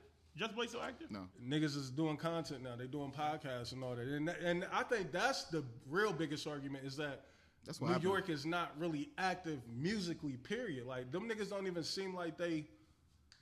New York done shifted to the Chicago shit. They out there. They on the drill time. You know what I mean? They on something. And that's another thing. We left that whole out. What Fabio and what Pop Smoke was doing. They had Pop Smoke was the one. Yeah. They Pop tried Smoke to was the adopt one. that sound, but that sound is Chef still G. not technically. He just went to jail. Yeah, Sleepy Hollow. Yeah, like so. I mean, those guys was there. You know what I mean? And they had that sound. But going. that drill was bad though, because they was. Them It was niggas, bad for It was business. bad for business. Them niggas, they was really, really living their raps. Like That's what I'm saying. Like I think New York, and it started, you know, back in the early 2000s, 90s, like with the Dipset, like it ushering in the gang culture. You know, bringing that to New York, and niggas is like, oh nah, we gang now versus. You know, because New York was about niggas trying to be artists, you know, trying to be the best, you know, in the game. But now they ain't necessarily on that. You know what I mean? I know, I get it. You know, it's a different time. I don't really blame New York for that. I blame just the younger generation for that because that just doesn't exist in New York. That exists everywhere. Like it's more about, you know, it even exists here. Like it's about what you really was doing out there in the streets. because it even exists in Atlanta. You know what I'm saying? We've seen it. Yeah. I think with the Atlanta, you know, to try to close it up if we can, like, I just think that Atlanta narrative is a little overhyped as far as shit changing up. Or JID is the newest experiment we're gonna see, and I still think it's gonna be like, but he had to do a way of J. Cole. You know, it wasn't the Atlanta cosigns that really. But also too. I mean, when you listen to his interview, he said like he didn't want to do what kept it everybody. around the album. Right, right. He didn't want to do what they was doing in Atlanta, so that's why he went the way he went. Because he like for what I want to do, I gotta leave Atlanta. He's like, I could do that. I was making music like that, but he was just like, I didn't want to get stuck in that.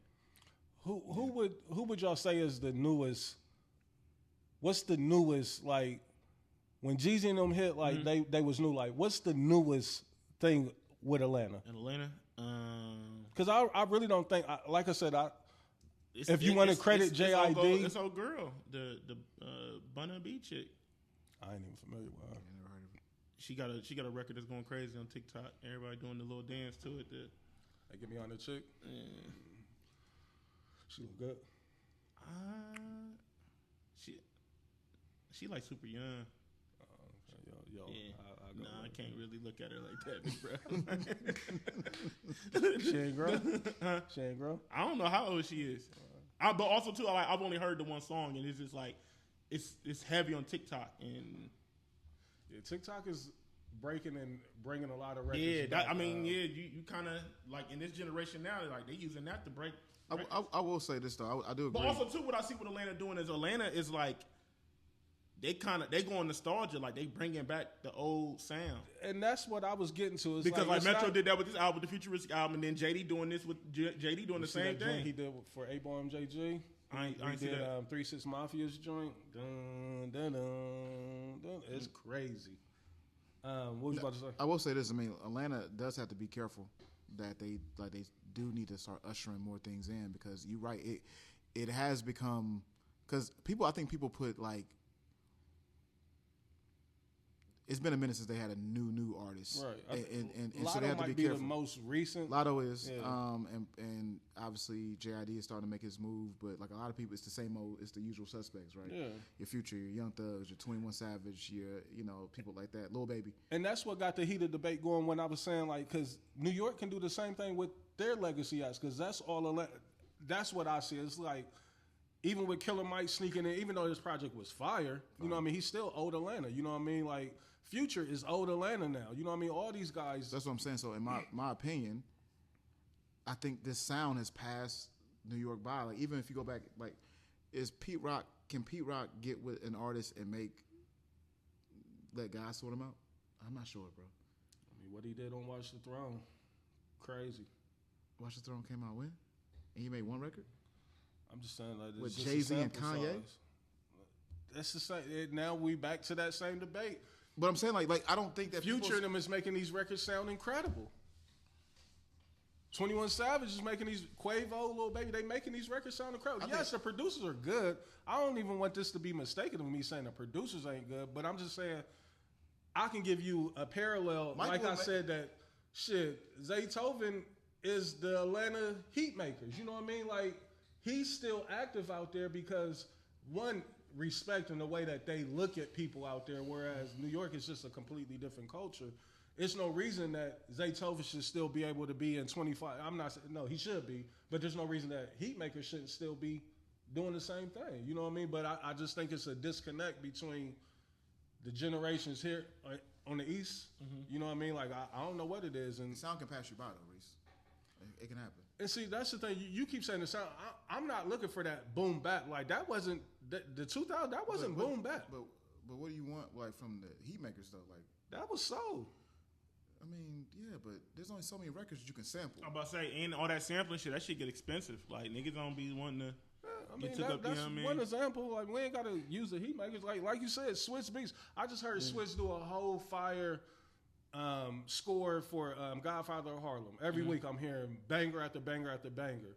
You know what I mean? But again, he tried to get that bullshit to Scarlet. You know what I mean? And I don't remember what the record was. But this is my problem though. I feel like there's artists in New York, like female artists in New York, that's super dope that they can try to pull this with. They just don't. Who would you put it? Like Nicki or Cardi? Like the young ones, not the. I like Lola Brooke. I'm gonna be honest. like Lola. I'm gonna be honest. I'm so like not tapped in with the New York scene. Like, that's the thing. Like, New York has dropped the ball completely. Like, because they're not doing anything with the content. They're not doing anything with staying relevant. Like, it's. And I think I would have to holler at my nigga Jordy and them, and my niggas they've been living out there, so they. But even with them, they don't really be talking about like New York artists like that. That's what I'm saying. Like, in the industry, you know what I'm saying? Like, I think that bothers me. Like, that the East, like, and that's why I said, like, damn, like, but if you really look at it, like, Meek Mill is still carrying the flag for the East. When I have conversations with people that are living on that side and that's tapped in with that side, a lot of that shit be saying is like they be trying to like follow the trends. You know what I'm saying? And I think we keep missing this point. Like, so this is why the producer is so important to me. What if there was a producer in New York that was popping? Like, not doing records in New York, doing records for them down in Atlanta, or doing a record with Drake, or doing a record with Kendrick, right? He would have the ability to then go back, like even Conductor Williams, right? Conductor Williams is from Kansas City. Like you would think that he's the New York producer that's working with Drake, and he's from Kansas City. New York don't have that producer that's like. That's what you're saying. Like that can be like, oh, I'm doing all the records with the current top superstars. Plus, I'm gonna go back and grab these young niggas from the city and make them pop off. That's what they're missing. That's important.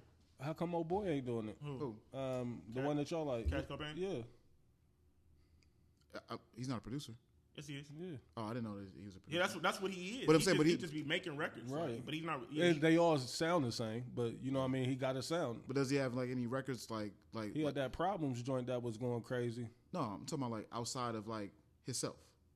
Like, is he producing for? He produced for Drake. What record did he do with Drake? The "Calling for You" record. I'm not familiar. That's on the For All the Dogs. I'm not familiar with that record. He did a couple. He caught a quick little run. And then he did the joint for Don Toliver on the last album. Yeah, it's a couple. Like I don't want to say that the talent or the producers is not there in New York. I think it's some other type of disconnect that's going on out there. Like, why don't we have any new producers from New York though? Like that seems insane to me. I really like. I know y'all don't want to give credit to it, but I think with New York being quadruple the size of all these other places, That like means they should have more. They should, but it's harder to weed it out or to center it in. Like whereas in Atlanta, it's almost like a hub. Like they all right here. Where in New York, motherfuckers might be. So what about the '90s, Reese, when everybody was the hub? Like what? That's also when Def Jam was Def Jam. Like Def Jam was the hub. Like they said, niggas was coming up to the offices, sitting out all day. Hear my tape. You know, whether it be producers or artists. I feel like Def Jam was one label that was there. I feel like all the labels were in New York. All the labels was there. You know what I mean? And it's still there. Yeah, to an extent. I think it's like 3 or 4 of them now. A lot of parent labels and shit like that. But I don't know. You know what I mean? Like I think I could see the New York, like if the legacy acts don't come back and do something, I could see New York just completely being non-existent. Close. And I think that's the shame. I think that's a danger zone for hip hop. I agree. You know what I mean? That was really what I was trying to get to. But I do think that you keep bypassing the point where I think that there's too many people holding on instead of trying to bring along the new person. Like, why don't we have, there should be an endless amount of upcoming producers and artists from New York. No matter how big it is, like, why is that not happening? Why is these same niggas on the radio? Why is it the same niggas that's still trying to, like, where's the young heat? Where is it? What we don't have, well, I'm saying we, like I'm in New York. I think what New York don't have, Des, you might can speak to this. You don't have a presence like a QC in the city. You don't have, a presence like a JD in the city. I think, like, all them niggas done left New York, you know what I mean? And I know Puff is too big for this conversation, you know what I mean? But also, JD is doing, Puff would be the perfect nigga to bring up. But also too, he like, be. Also too, when I'm in New York, what I noticed too is like, when you go to these clubs and shit, they not really pushing that. They pushing more like international music, like Afro beats and shit like that too. New York's a melting pot. Yeah, you know what I mean? Gumbo. You know what I mean? And then like, but also too, New York is just an interesting place because like even when you go to them clubs, like you ain't gonna really hear Southern records like that. Right. Every time I've been out east, I haven't really heard like, that. Nigga, like they don't, bro, believe it or not, them niggas don't be playing no Future at all. Like, they don't, you know what I mean? All that shit that we love or that I know that I be champion, you don't get that at all in New York. Mm-hmm. Like, they do a lot of, like, the internet shit that took over in New York. And what I say by that is like the mashups and the shit that we be complaining about. like that, that's heavy. That's heavy in New York. Like they trying to, they playing one song and then they putting another beat. Like, yeah, man. Is the DJ it's weird. The most important person in hip hop now? For the East, maybe. No, maybe. You know what it is? You know what I think created this big shift? What's up? Is the pandemic. You don't think so? Going live on IG. But I feel like the pandemic created when we seen Bro, we seen Niggas D found out Nice. that it was more We quality. seen D Nice run it up on IG, He did. Blaze. He You know what I did. mean? He And I did. feel like a lot of DJs try to follow suit with that. You feel what I'm saying? Do you agree? Do you agree with that too, Reese? I think that's the boom of content. Oh yeah, I'm sorry. Yeah, That's what I'm saying. DJ content. I'm yeah, sorry. the DJ content. That's what I'm talking about. DJ I'm content. just saying, like, the pandemic changed it. kind of like ushered in mad content. You know what I mean? Now the DJ was the backdrop of a lot of it. You know what I mean? Because even Tory Lanez with the quarantine radio, and like you said, D Nice and all them, or even Fendi going live. You know what I mean? It was still a music element. You know what I mean? Versus. You know what I mean? Yeah, but I think the East Coast is just searching for identity. Yeah, Maybe that's what and it they've been is. searching for identity for a long time. for a long time. But so because think about it. Think about it. One of the hottest rappers in the game at one point in time was from New York. who you but talking about? A$AP Rocky. ASAP, man. And he at one point in time, A$AP was one of the biggest artists in the Oh game. yeah, no, I ain't disputing that. Yeah, But he didn't carry he wasn't New York. He's trash though. But still, he had the appeal. He He had definitely had the the appeal. fuck the music, Reese. yeah. When he first came out with the purple swag and all that shit, like Oh, no. A$AP Mob was bigger than They music, took over the game. Yeah. right? But it wasn't New York. You see what I'm saying? Like niggas was like, if you didn't really know, you wouldn't even know that them niggas was from New York. Them niggas took They more gave a me New southern York. approach. Yeah, but they actually marketed it that way too. They marketed it like, oh, we like Bone Thugs, we like. You know But what I that's what I'm saying. But that hurt them though. mean? Like, you know what I mean? Like when you got a guy that big and he's not taking on the New York sound and like, nah, we New York, but we ain't jacking that. We here with So it. Like, where's the Fergs at? Because Ferg, he had a few of them joints, flamers. Yeah. Like, Reese, the truth of the matter is that people won't have this conversation, but Pop Smoke dying was yeah, a they needed huge, pop, bro. That hurt him. That hurt him, bro. it hurt. It hurt him. It was critical, but we also had the same conversation of the content and that genre, the drill. Like, how long do you think that would have lasted? Like, because Fabio done, even though it's a lot of self-inflicted shit with him, he was right behind Pop. You know, But as he far wasn't as- pop though. He wasn't Pop. Yeah, he wasn't Pop. Because honestly though, with Pop started really becoming bigger international before New York really super embraced him. Like when he first came out, granted that drill, that drill shit was just bad because like certain niggas couldn't fuck with him because of the gang shit. But You see, know what I mean? what I don't like about this conversation though is that And I gotta go ahead. we don't allow our artists to grow because if you think about Triple X, it's locked in. Yeah. All right. When you think about Triple X, the way he started and the way he ended was Yeah, two different artists. facts. And so with Pop Smoke, we don't know what he could have. Right, became because then also too he had a great team behind him. He had Steven Victor, which is which is the Clips. So I want to stick with the It's not coming up. no. It's on the screen. I know about it. I want to stick with the breakthrough because I want to have a fight with you. I want to keep going back. Let's go. Because now I want to turn it to Chicago and LA to an extent. You know what I mean? But let's go with Chicago. Now I remember Chicago. They had a sound. It's safe to say that they had a sound. Yeah, Like, they had the was early drill. drill. They was drill. You know what I mean? I remember the and then Katy niggas Bears and all following that. suit. Yeah. Young Chop. And what was Leslie? He from Virginia, ain't he? Who? Luther. Luther. Yeah. He from Virginia, but I know he was giving them a lot of beats. Yeah.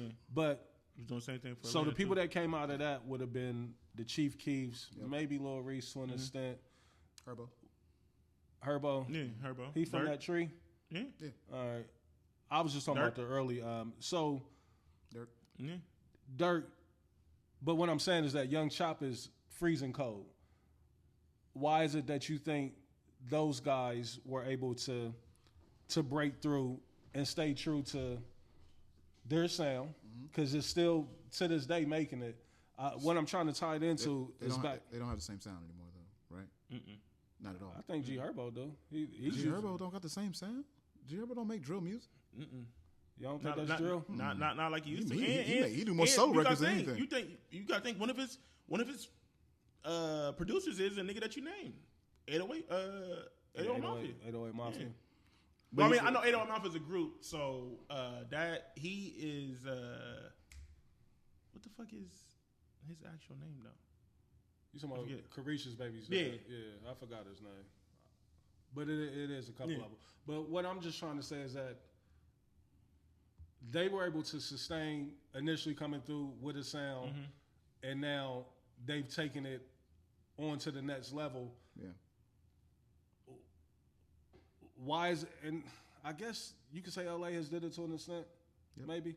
Yeah. With Mustard and like this is a recurring thing, Reese. So you just made my point even more because the reason why Chop is freezing cold is because Chop became weird. Yeah, right. He fucked his own self. Like trolling on the internet, shit like that, and like. I think he was locked up or something. But before he got locked up, he was tripping on the internet. Like niggas was really like. I felt like he was on something. That's why he was giving that type of vibe. Yeah, he went left, bro. But the producer with the and that's what New York was. New York had the greatest producers ever, and it was a endless amount of them.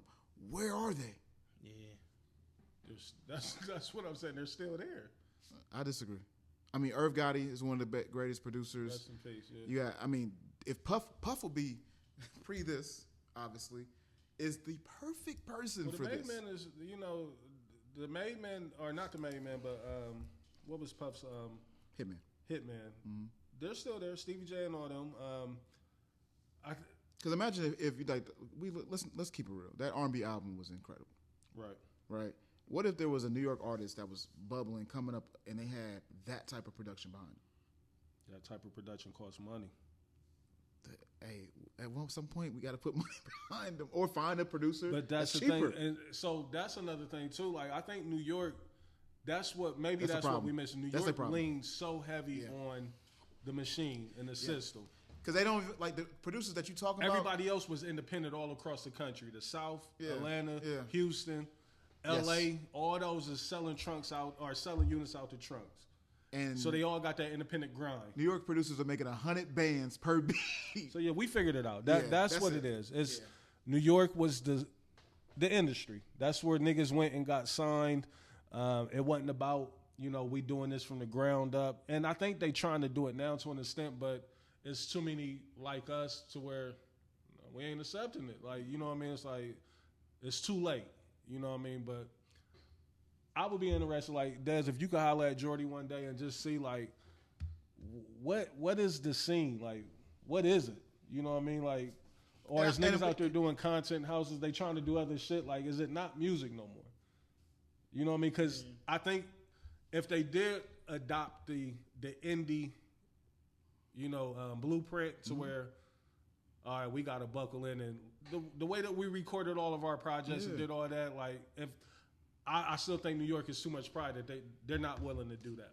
And the big producers that you're talking about is not willing to come in there and I'm not giving you nothing for free. This is you got a budget? It low-key got to be on consignment. Yeah. It low-key has to be on consignment. Like, yo, we doing this together. 50-50 partnership. They made way too. The New York niggas made way too much money to ever be like, I can't see myself giving you 6 joints and you just go record off of them. Yeah. And not even just give them 6 joints. How about you be in the studio with them and guide them and teach them? Produce me. Yeah. Got to get back to that. See, and that's what was going on in LA, in Atlanta. You know what I mean? Like, especially in Atlanta, like, all them niggas was like that. Even I heard JID say he was sleeping on the couch with Blackin' on them. And this is 2-3 years ago, you know what I mean? Or maybe 5-10 years ago. You know what I mean? But just that type of grind. Because, like, Earth Gang, those is, like, his real friends. They all live together. And he's like, them and Black, they don't live in the house. They're in the project. Yeah. He was talking about how they was sleeping all in the same house with the dreams of making it. And I don't think New York ain't doing that. New York is about, we the hustle. All them niggas is trying to look like they on. You know what I mean? Like, they ain't trying to, they skipping that step of the most important part of the grind. You know what I mean? But I think we solved it. I think we finally figured it out. That major shit, I think that's the key thing. Like, they rely too much on it. And we hear from Joe all the time when he asks niggas, nigga, or even Nori, I'm sorry, when he asks niggas all the time, indie or major? Yeah, he be like, I'm major. Like, niggas got lazy with that. You know, them big ass budgets, niggas is paying $1 million for a video. Because think about it, like, when you see a nigga like Offset go independent, and he's hands down one of the biggest rap groups ever, right?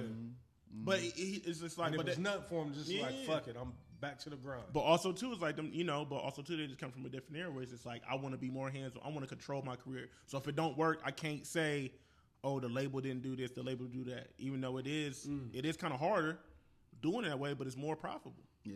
You know what I'm saying? Yeah. But that's the reason why I feel like some of these other guys aren't breaking through from these other parts, like, like when Detroit had their little run. But all them niggas is signed to Empire. Detroit, yeah. You know what I'm saying? But all them niggas are independent artists. Like, I mean, even though Empire make it easy for you because they got a good distribution and it's system. a Mendy type situation. You know what I'm saying? But still, you like it ain't the major.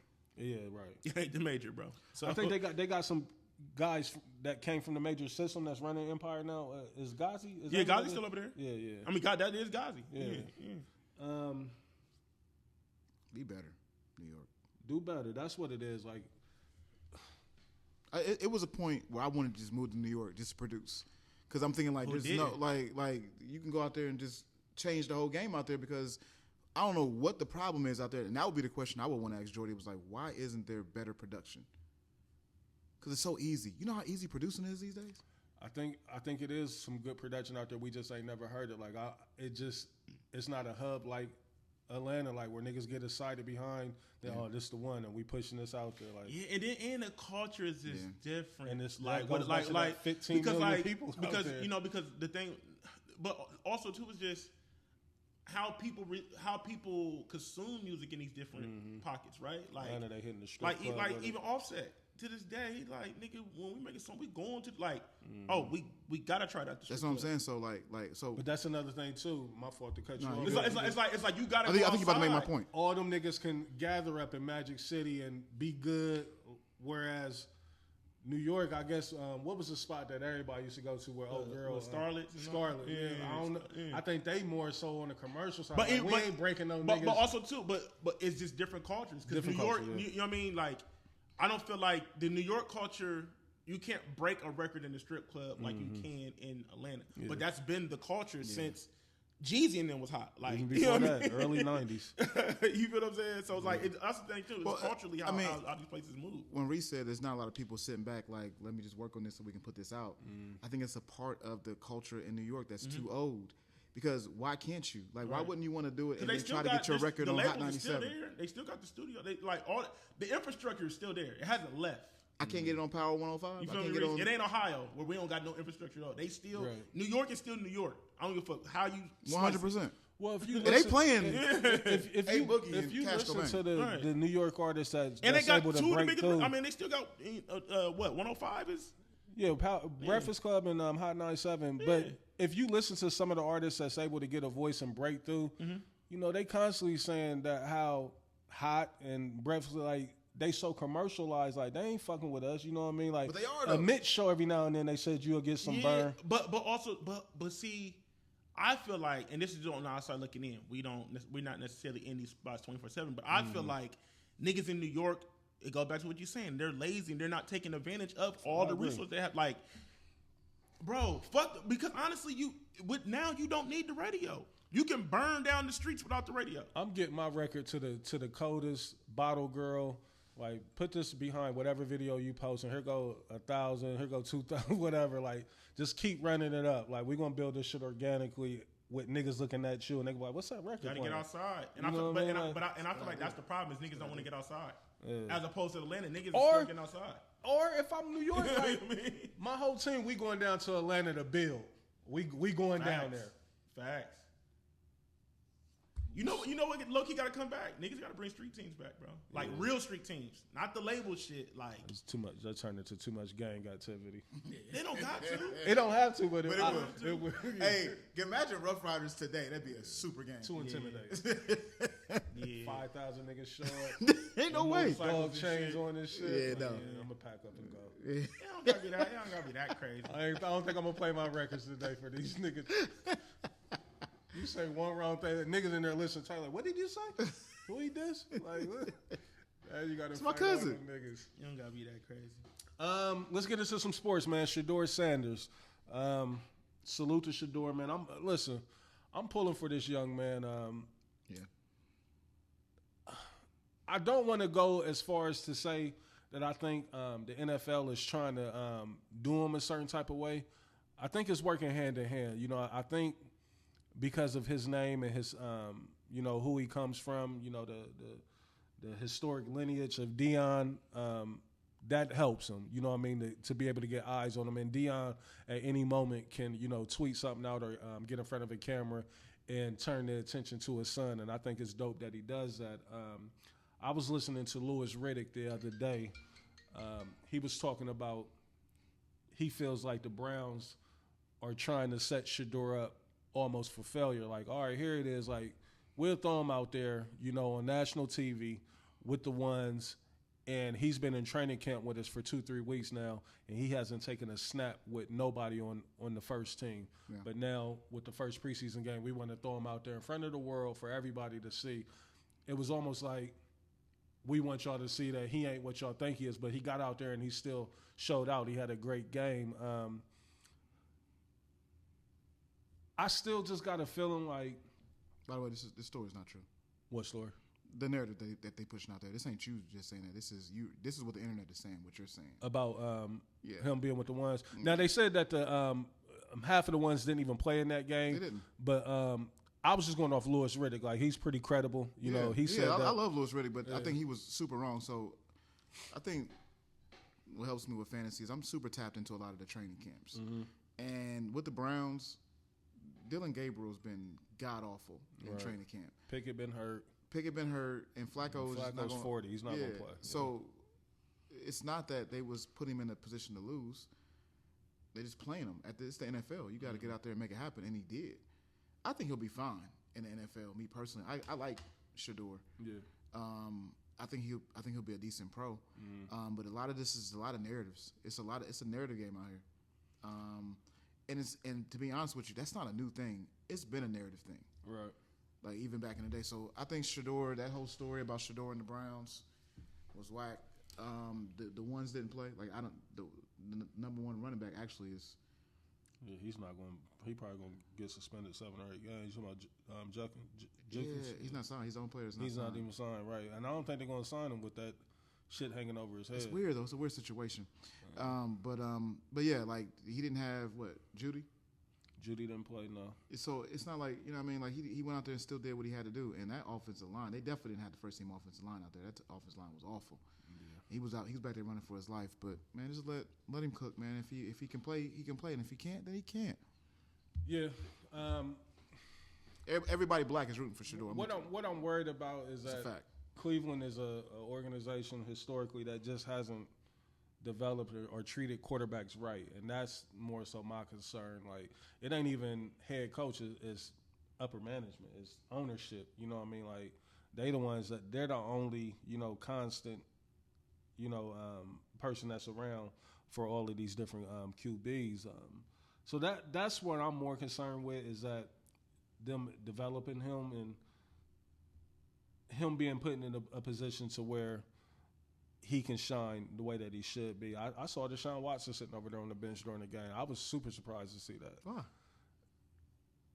I'm just like, they got 5 QBs on the roster right now. Yeah, but he got to be on the sideline, Reese. He's fully guaranteed. Now you wouldn't want that distraction to be not anywhere near the locker room. I wouldn't want him in the locker room right now when I got a polarizing player like Shedeur in there as well. I don't know if I would want Deshaun Watson. He got to serve water or something. He got to do something. He getting too much money. He got to do something. Nigga just had the nerve to get married too a couple weeks ago. Yeah, he did. This is a while ago, actually. He got married a little while ago. Pictures hit online a couple weeks ago. I'm like, this nigga, boy. Yeah. Why get married now?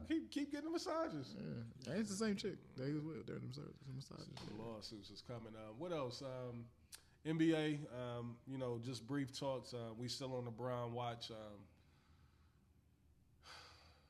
I don't know if I even had brought it up on the show last week. I'm pretty sure I didn't, but LeBron working out again. This time at the LA Clippers facility. Yeah, which. They don't share a facility with the Lakers anymore. So they don't. I know the reason why, though. Okay. He was out there. Give me the backstory. So Tylil did a stream with Rich. Mm-hmm. And Rich is using the Clippers facility as for his NIL camp. Okay. And that's why Brown was over there. And I just want to make sure y'all get this Clippers decal. No, he's logo. very. What? I'm telling you, the league about to turn it. And we didn't talk about last week. Luka took a short 3 years, $154 million, I believe he signed for, renew or re-up with LA. That kind of raised an eyebrow for me because he could have took much more money. You know what I mean? I think he could have took that much more. I think he could have added another year or two, and it might have went from because I think what do you got like 50. But you want to 52? get out of that deal as soon as possible, though, Reese, because they screwed him over. The Mavericks screwed him. Right. So he couldn't get the max because he's a new player on the Lakers. Yeah. Again, Because what did he get, like 164 or something? 164, 154. It was something like that. Something like it's what, only like 3? 50 something. Yeah, 3 years. Yeah, I think the. But I think he did that because they're trying to rebuild. It's a 2-year deal. 2-year deal. Yeah, I mean it's a 3-year deal, but 2-year deal. Yeah, It's player a option. player option. He's opting out. Like, Do y'all see LeBron in the Lakers uniform opening night? Yep. I'm not sure. Because who won think him? so. Who won him? Yeah, that's gonna be the Who problem. won That him? Cleveland talk is really ramping up. No, it's not, Reese. Stop. Yes, it Reese, is. stop. No, it's not. I've been seeing it. Hey, Blaze, I've been saying this. It's the only destination that makes sense for his farewell. How does it make sense? We're not going to give up assets to get. They said they're going to give up Jared Allen, and they said they'd give up a couple of their bench players and a draft pick. Mobley, Garland, Mitchell still be in play with Bron, is what they're saying. No. I'll give up Mobley if need be for Bron. You know what I mean? I'm not that sold on Mobley like a lot of people are. But, you know, again, I'm not. Reese, he's a top 2 player on that team. Who? Mobley.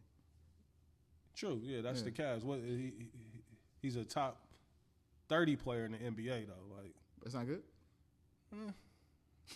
that means You're an all-star. Makes you an all-star. No, that don't necessarily make you all-star. Like He's an all-star. This is second year making all-star or first year. Yeah, second year. Yeah, like Garland made it a couple years too, and he done fell off. Garland's hurt though. They're not going to have 3 consistent all-stars. Mitchell's going to be in there. I think Mitchell should be top 5 MVP every year. Listen. I think Mobley is. Listen, I feel like Cleveland would be making a mistake to bring Bron back. Of course. Anybody would be making a mistake. That's what I'm saying. He's going to be in the Lakers uniform because this the problem is they're going to want LA is going to want too much for Bron. And They're not going to want too much for him. Hey, they give him up for free. Like they want him to go. Please, I got some Takis in the back. Like, yeah. They're going to want something to return for Bron. I don't think so. Hey, They ready for him to go like that? y'all? Draft capital, hey, maybe. listen, we'll even pay some of the salary. Yeah, I think that they've presented him with a buyout option, and he just ain't. I don't know about that. That might be too far. I think they have. Hey, he would be. And I think Luka probably told him like, "See what this nigga is. He ready to go? Get this nigga out of here." Like, I don't know. Like, the more and more that I look at it, like, Cleveland is the only spot that I could see that he would even entertain. Either that or Golden State. Yeah, I can see Golden State. Cleveland or Golden State. If he go to Golden State, I might never watch NBA again. Not because I think they would win, but I just think that would be the worst. Yeah, they wouldn't. Yeah. But they told me they would give up Jimmy Butler and somebody like, it's not going to work. Like, Bron's at this. Do you think? I don't think Bron could go anywhere right now outside of a team that would already win it, like OKC. I don't think Bron goes anywhere right now, and it makes them like, oh nah, they the favorites. No, right, I agree with you. Yeah, like, and with that being said, like, why? Bron's game makes him a liability. You said what? That's it. His game? Yeah, his game right now. And the narrative online is heavy. There's a lot of Chris Bosh highlights pre-Bron out there today. Showing what Chris Bosh was? Yeah, I mean, he's great, man. Bron is great. Like, I don't never want that to be confused, but it's also a lot of people had to make sacrifices to their game to play with him. Yeah. You know, a lot of people had to change their games up. Yeah, I mean, it was winning basketball for a long time. Let me be very clear. It's just not winning basketball anymore. Yeah. I think that's all I got. Oh, no. What was it that you wanted to get up on the docket? What was it? Oh, yeah, the Hurricane Katrina documentary. Hurricane Katrina. Go ahead. Let's talk about it. I won't be here long because I want people to watch it. I know Dez was saying he should try to stay away from it, but I hope that my brother watches it. I'm gonna watch it because you told me to. But with the clips I seen, it was just so nasty. I'm like, damn. Man, so one of the things I think it's shocking. Like, you know, we lived through it. We were adults. It was 2005.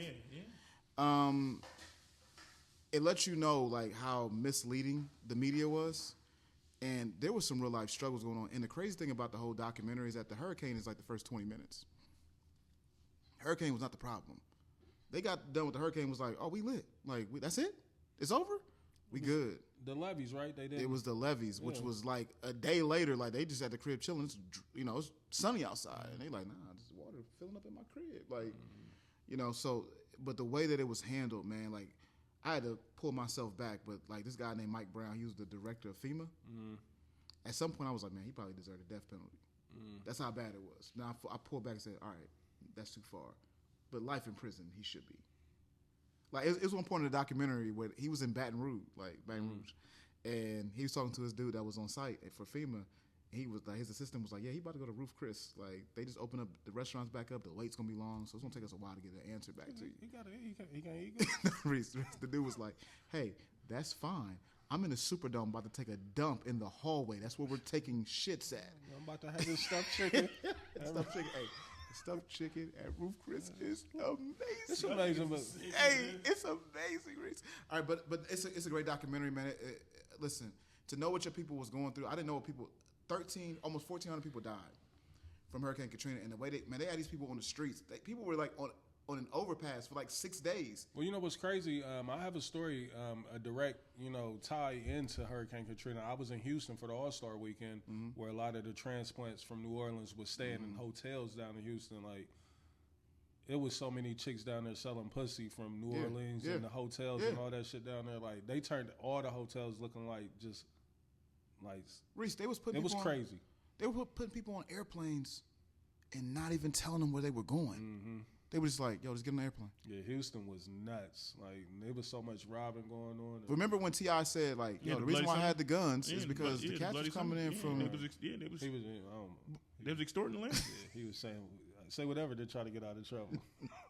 Yeah, Young Dro did an interview about that shit too. I think two things could be true in that situation. Try to judge that if you want. I don't care if they was lined up in front of your house. You're still... All I'm saying, Reese, is that the documentary was terrorizing the country. Yeah, but if you seen where they came from, you almost be like, oh, I understand. Like, people was really having to make choices. Like, when they was like, y'all need to evacuate. There's one dude on there that was like, yo, I don't know if I got gas. You never seen the what movie is that? Bow Wow and Lil Wayne. I know it's kind of funny saying that they had a movie.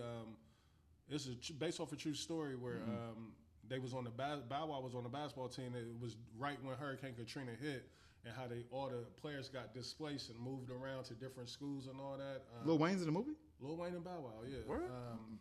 Damn, I wish I knew the name of that. But it's a good movie. It's one of them. It's one of the movies. Anytime I see it on, I watch it. It's one of them type of movies, and it's probably because it's a basketball movie. But it's good. Couple of big time names. I forgot what it's called. It might be called. I'm about to look it up. Don't shoot.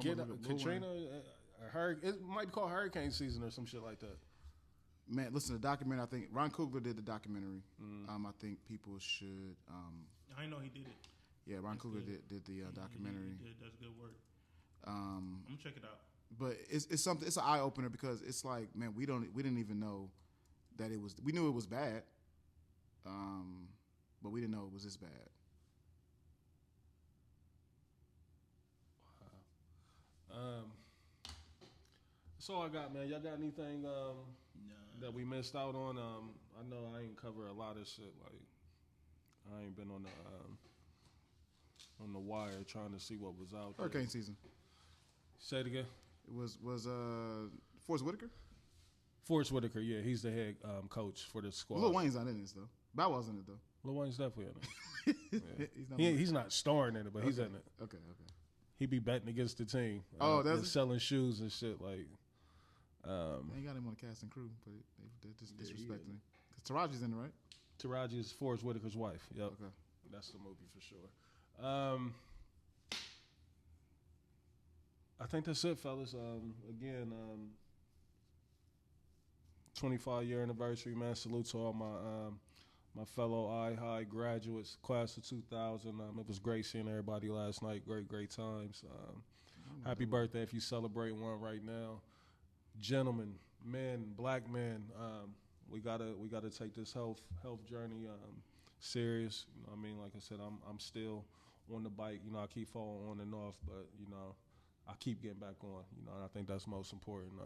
Trying to get some consistency with it, but, yeah, you know, just trying to do my part, you know, put the awareness out there to the people, man. Like, any little thing not feeling right, get to that doctor, man, get it checked out, you know what I mean, get the word. Like, I know that's the biggest or the most fearful part is hearing the doctor say what it potentially could be, you know what I mean, and a lot of times it comes back as negative, you know what I mean, but.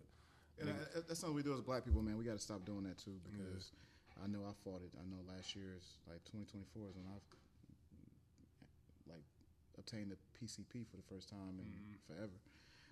But it's super important because it's a great feeling when you actually do go to get labs done and it does come back good. Right. You know what I mean? So, but we got to make sure we can. In their 40s with pediatricians still. Right. Still going to the kitty doctor. Right. Yeah. So. Any announcements? Any birthdays? Anything that we missed? Any shout outs? Are we ducking the playlist? Or are we not doing it? I want to do it. Let's do this. Have we?